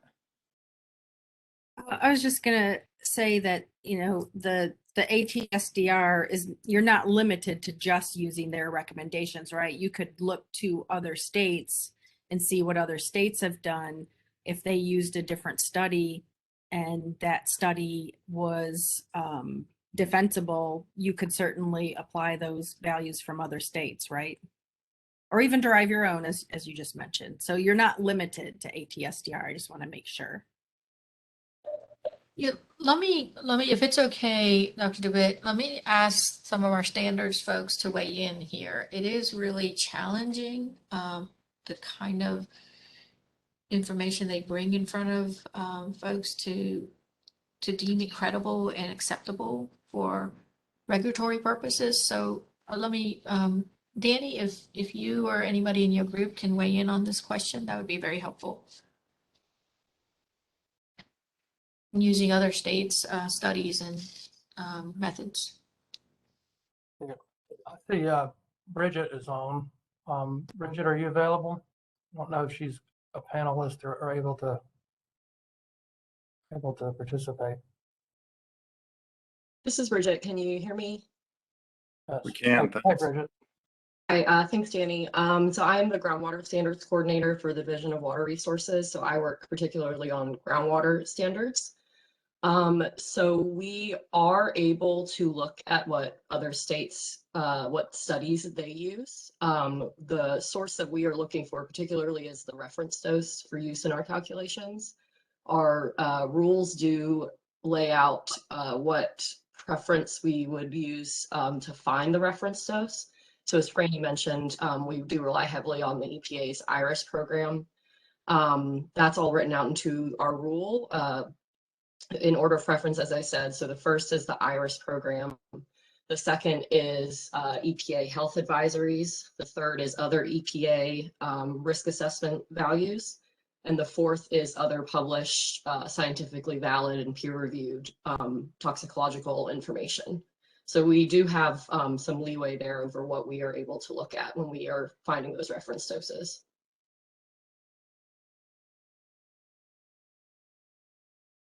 So Tom, this is Dave again, but it's also worth pointing out that we've used that approach, or the North Carolina has used that approach in the past. I mean, we've looked at what Texas has done for some of the air toxics, and then what role the SSAB has had in the past is to sometimes endorse whether or not those approaches should be adopted by the state of North Carolina. So that could be a function we have, but it seems to me that if Wisconsin has an approach that's defensible and makes sense, we would be in a position to be able to evaluate it, for example, and give you guidance about its applicability.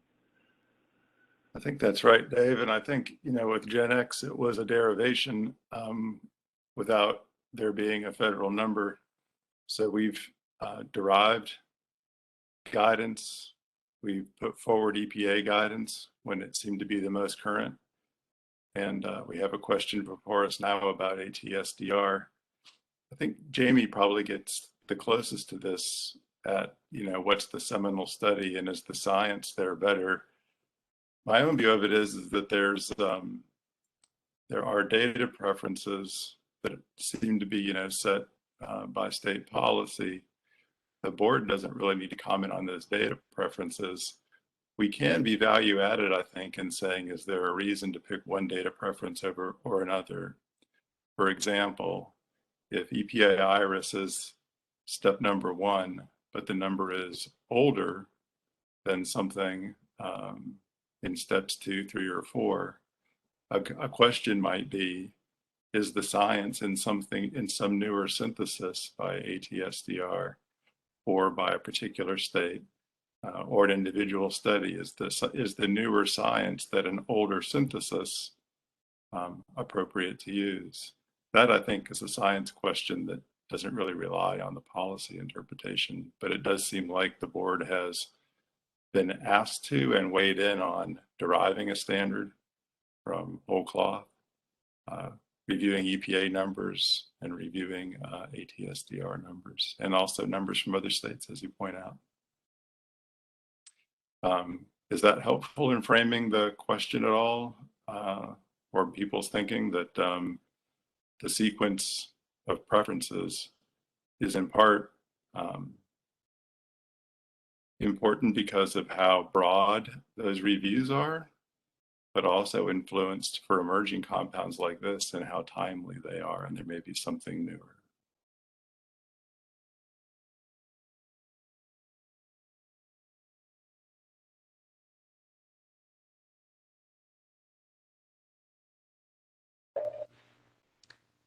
So I think just that kind of scientific scoping of what is the most appropriate, the best and or most appropriate, you know, assessments or toxicological evaluations that are done, I think is incredibly useful for regulating these compounds. And there is, you know, as time goes on, like most contaminants, an exponential amount of papers that are coming out, and just to have the board's input on what is most appropriate, I think would be really helpful. So is it the most appropriate, or is it that first question of would you use ATSDR? I kind of interpret over EPA 2016 lifetime. Is that a fair way to rephrase the first question? It's an expanded question if you add in the last part about what would you use, because then it's like, well, we could look at what any individual state has done lately, or we could tear into the PFAS literature. Dr. Oxberger, I would say, you know, at a simplistic level from a regulatory agency, that's the first question. We came to the EMC and the public we're using the EPA's 2016 70 PPT value. And we postponed bringing that back based on the hearing officer's recommendation with guidance from the hearing officer that there is this TSDR report has been finalized. There's evidence of states using that for 2L type of standards development. So the question is, in a simplistic manner, just that, should we do a similar exercise? And then you could actually take it to the next more deeper level, which is it that simple, or should we do more work to refine the use of that particular MRLs from ATSDR and derive something on our own? It's a sense of urgency and timing also that we're trying to address. Yeah. So from a data preference standpoint, it sounds like the EPA number would come first in the data preferences. And so part of the discussion would be, is there a reason to jump data preferences, either because it's more current or the underlying science is more supported by the board? Does anyone on the board have additional perspectives to offer at what might be driving the difference between EPA 2016 and ATSDR 2021, besides what Jamie mentioned as the study that's used to define, to start the reference dose?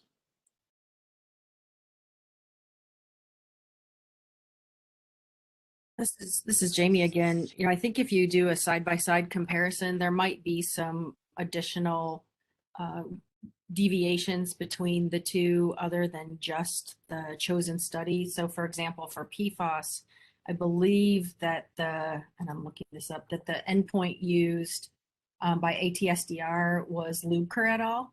I don't recall if that's the same endpoint that ended up being chosen by the EPA, but it might be good for those of us on the board to do some homework and to compare those two different values to see if there's consistency among the studies, and if there isn't inconsistency, why one critical study was chosen over another for the different agencies.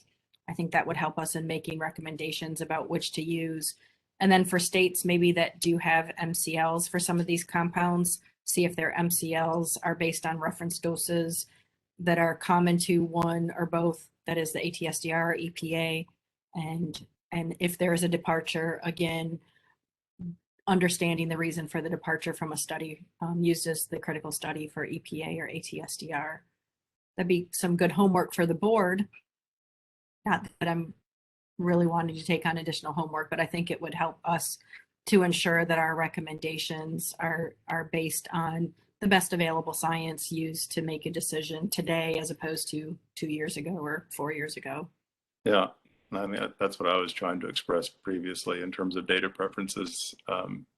If it's a sequential list, then it's not so much a science question, but if the science question is, would you pick something further down the list because it's newer and use newer science, then let's have a look at that science and see if it's worth reevaluating priorities.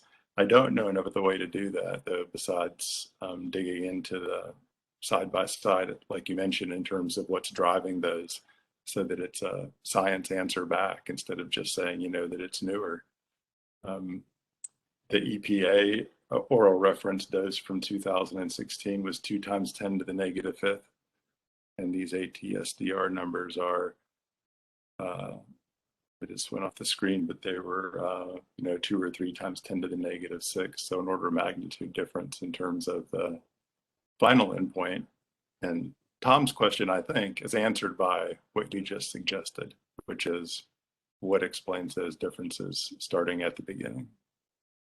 And it looks like Dr. Fenton from the National Toxicology Program posted that another difference from what I understand from the ATSDR folks is the focus is on protecting the infant. So they were geared more towards the assumption that the developing organism is the most susceptible. And so we should base our values on those outcomes. There would be a way to do that side by side. If the question is, the question isn't, like, how did we do Gen X, which was to wrap our arms around all the data, model every endpoint, benchmark dose modeling to figure points of departure, pick a conservative one, and then do the rest of the risk assessment. If the question is, not what number would you use for PFAS, but among two high data preferences of EPA's lifetime value, which is like number 2 in the data preference or ATSDR, that side by side I think could be done to inform a decision, unless anybody else knows of what that side by side would look like today and can explain it. Tom, this is Elena Kenyon. I have a question. Is a summary of that sort of information thing that could be more efficiently pursued by state staff so that the board would all be looking at kind of the same thing? And then with references provided so we can go and read them more in depth? I'm thinking of it more as a starting point. Mm-hmm. Yeah, I think their summary. I think that's what the intention was behind last week's providing the questions and the supporting PDFs. But it's a lot, right? PDFs were hundreds of pages long and would require somebody to have read both and look at the side by side. I think the side by side of key data that's driving the two could be done. I'd be willing to circulate that around, get board feedback between now and the next meeting, in working with Franny and Shushma to see if we can provide feedback on that specific question before to inform their next meeting. I'm thinking in terms of studies that were used for the key endpoints summarized in some way with the supporting references.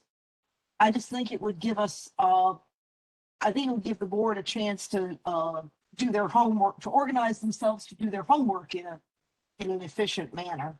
Mm-hmm. So besides the side by side, any other to help frame that for some additional homework? Are there any other questions or feedback on the first question, if you'll go back, Franny?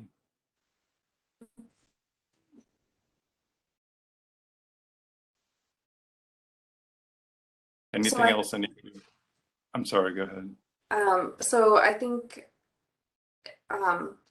after you and Jamie had the discourse about what the homework could be, I was trying to think of how I could assist the board with this rather than have everyone read those very large documents. And I think what Dr. Kenyon suggested could be a good idea, that I could go in and summarize the side by side and then provide the references for further reading. I'm happy to do that. And I think that would at least take some of the horsepower off of the board to get to the bottom of the question.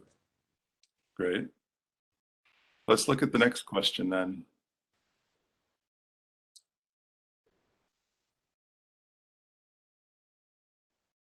So this one is slightly different. This is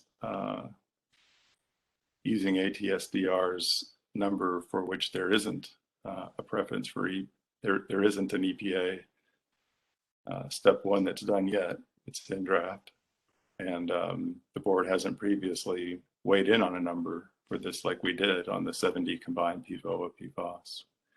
Any feedback on this particular question?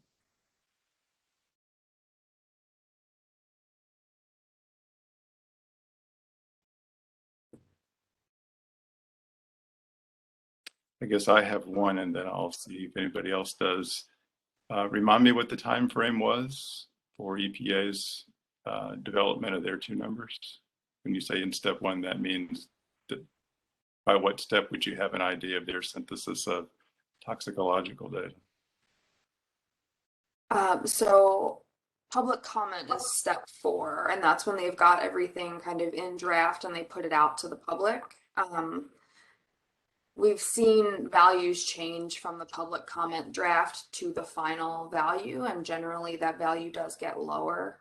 But it won't be until step 4 that we have any idea, and that takes a long time. It's not particularly quick. And so I think the fact that they're in step 1 could suggest that they're not very far in the process and perhaps are completing these other evaluations before they start them. Okay, thank you. That was what I took from it. Anybody on the board have questions about this particular question? You'll have to go back a slide so folks can see it, please. I can't see hands or chat, so I guess just jump in.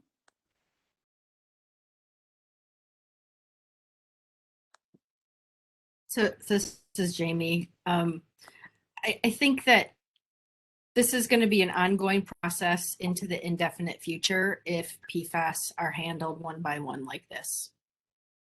I just wanted to say that.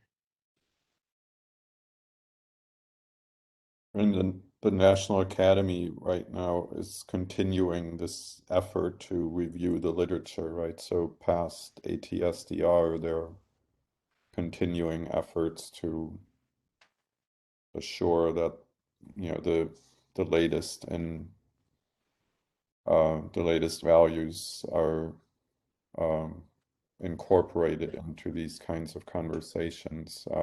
But that's ongoing. I don't know when that report is due. Let me ask it this way. Have folks on the board, again, the questions were circulated last week, supporting documents circulated last week. Have folks on the board reviewed the ATSDR MRLs from 2021, May 2021, enough to know whether or not you'd be comfortable using it as the science foundation for an IMAC? Or is there more time needed? Anybody can answer that they've dug into this May 21 document and they understand what it says and they're ready to talk about using it, or they would need more time for this particular question.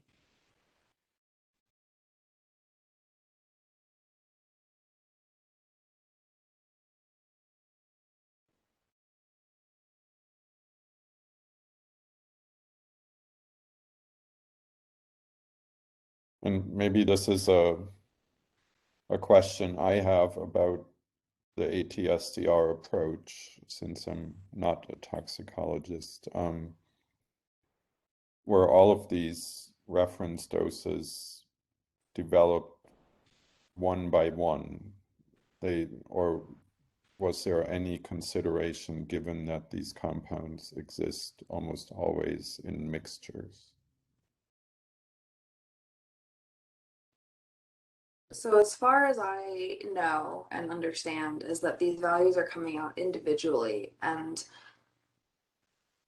at least as far as the EPA process goes, I know for them to put out some kind of combined health advisory or guidance, they have to do a review of all of the mixtures toxicology that exists, and there's very few of those studies that exist for most of the PFAS compounds. I think using a grouping approach would be very useful, but it's the background science that I think is harder to locate. Specifically, like the P-sufficient approach, there have been states that have used it, I believe, and I think that there are, a lot of useful scientific support documents for it, but I think it is harder when there is specific toxicological guidelines for the individual compounds like this. But I think someone from any of the standards groups or the divisions might be able to respond a little more succinctly to that question. Okay, folks, we are closing in on our allotted time for our abbreviated meeting because of the technical issue this morning. I'm going to suggest the path forward for priority issue number one, question number one, which I heard was an agency priority to try to get an answer from the Science Advisory Board on before the November EMC meeting, because we won't meet again until December, would be for Franny to work on the side-by-side comparison that includes Tom's question and Elena's observations of what's driving those differences, and provide the reference literature for the points of departure on each, and then we can answer that probably in a timely fashion.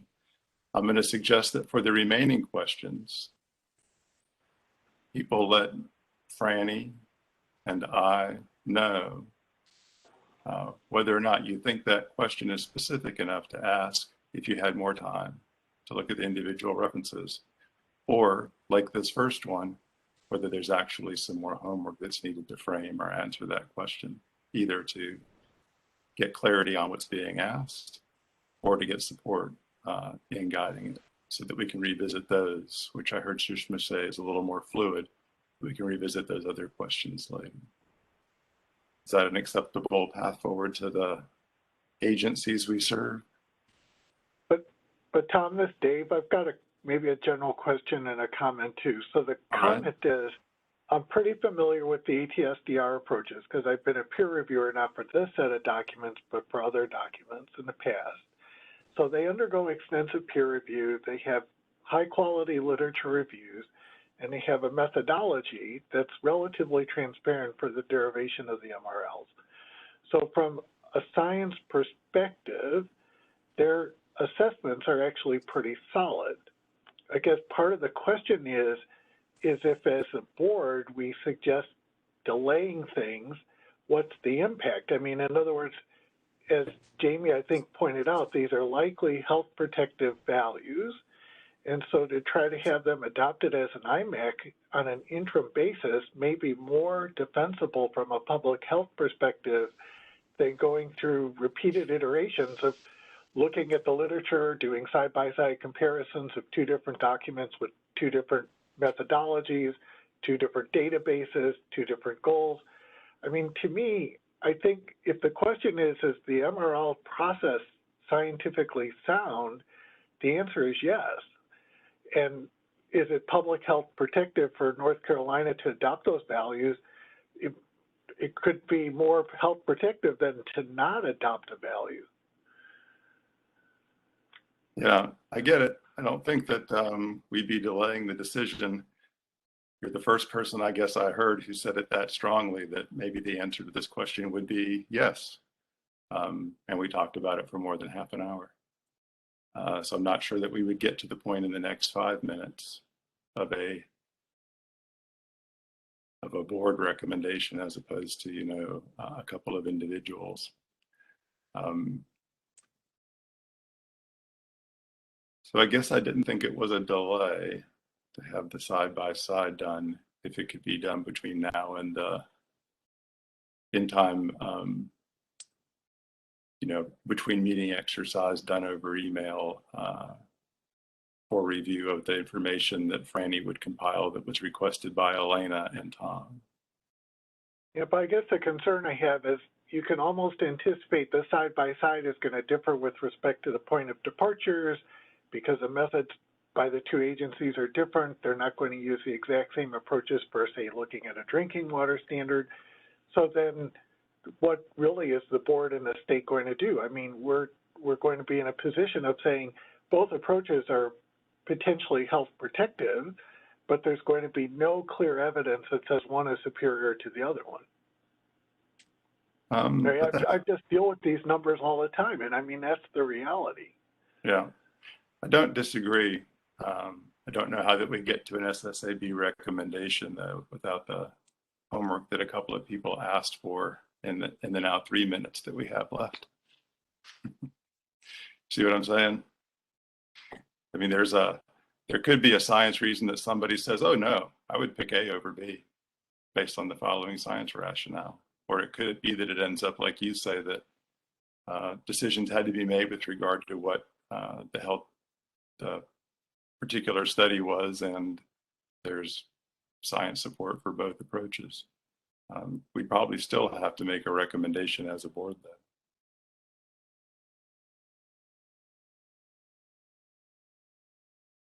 So for the agencies that we serve, in this case DEQ, with that approach of spending a week to do the side-by-side, circulating it back out to the board to help tee up a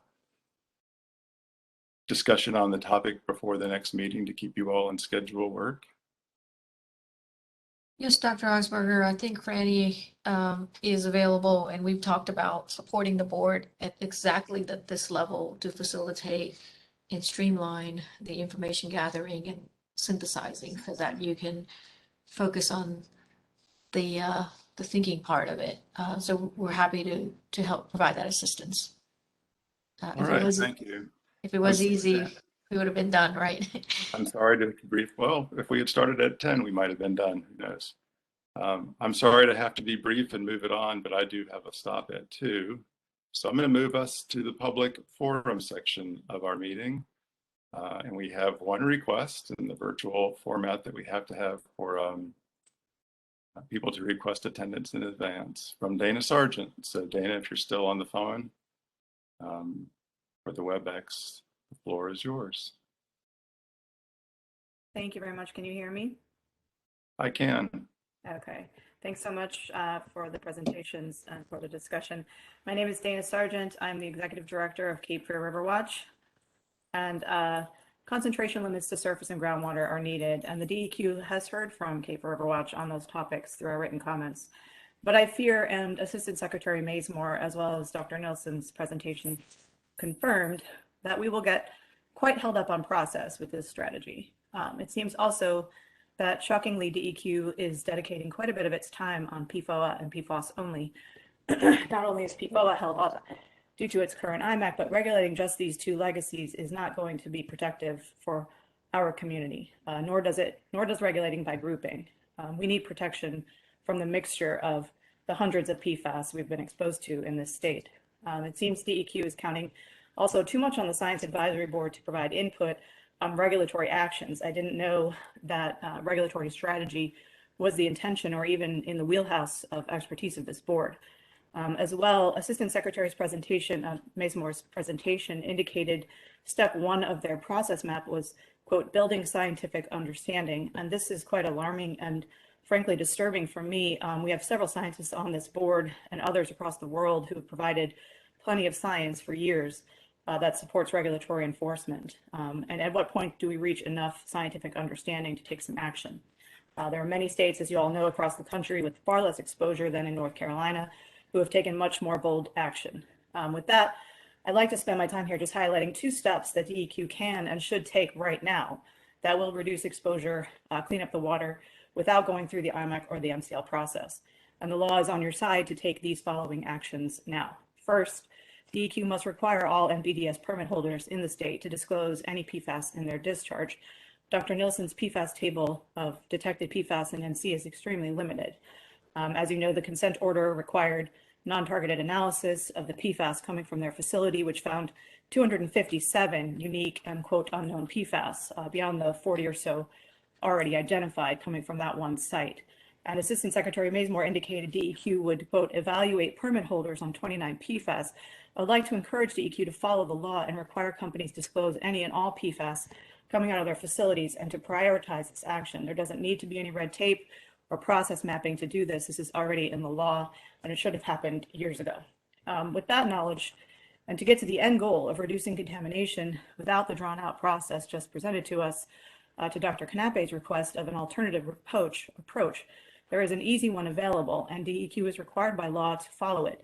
And that is that DEQ must immediately require any NPDES permit holders who have PFAS in their effluent to apply technology-based effluent limits to remove the PFAS. DEQ has the authority and is required by law to do this. And by order of consent, Comores has proven that available technology at their highly contaminated site reduces PFAS load to the Cape Fear River by more than 99%. Again, this should have happened years ago, and we're counting on Secretary Beiser's leadership and Assistant Secretary Mazemore's leadership to set this right. In closing, it's been almost 5 years since we found out about this. It has been more than 40 years that our communities have been exposed. And with all due respect, it seemed like the goals of these presentations were to present a plan, to make a plan. And we have been patient with DEQ, understanding funding and capacity issues, but we all have funding and capacity issues, and we prioritize and we get our jobs done. PFAS is killing people. It's time for DEQ to prioritize and get this work done. Thank you. Thank you, Dana Sargent and Cape Fear River Watch for your comments. The board's next meeting is December 6th. There will be a follow-up email because of the abbreviated nature of this one to try to at least make sure that we're on the same page to provide the agencies with a science-based answer for question number 1 there, which I understand is the most pressing. Again, I'll encourage board members in this follow-up email to revisit the other questions so that the inquiries that you had today to either help refine the question or seek additional data to help you answer it. We can have that prepared before the next meeting. With that, I don't have any more notes for the next meeting or that path forward of trying to draw question 1 to closure. Is there anything else from Zach or Shishma or Franny? I'm good. Thank you for leading this discussion. We'll be working together on many of these things. Right. And Zach, did you offer a delayed lunch? All right. Thank you all for your patience with the volume of material to go through. With the abbreviated nature of today's meeting, I'm very appreciative of your service to the people of North Carolina and our environment.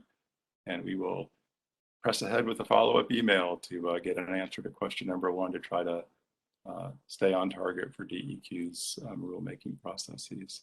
Thank you, folks, for your help and assistance to the state. Thank you, Tom.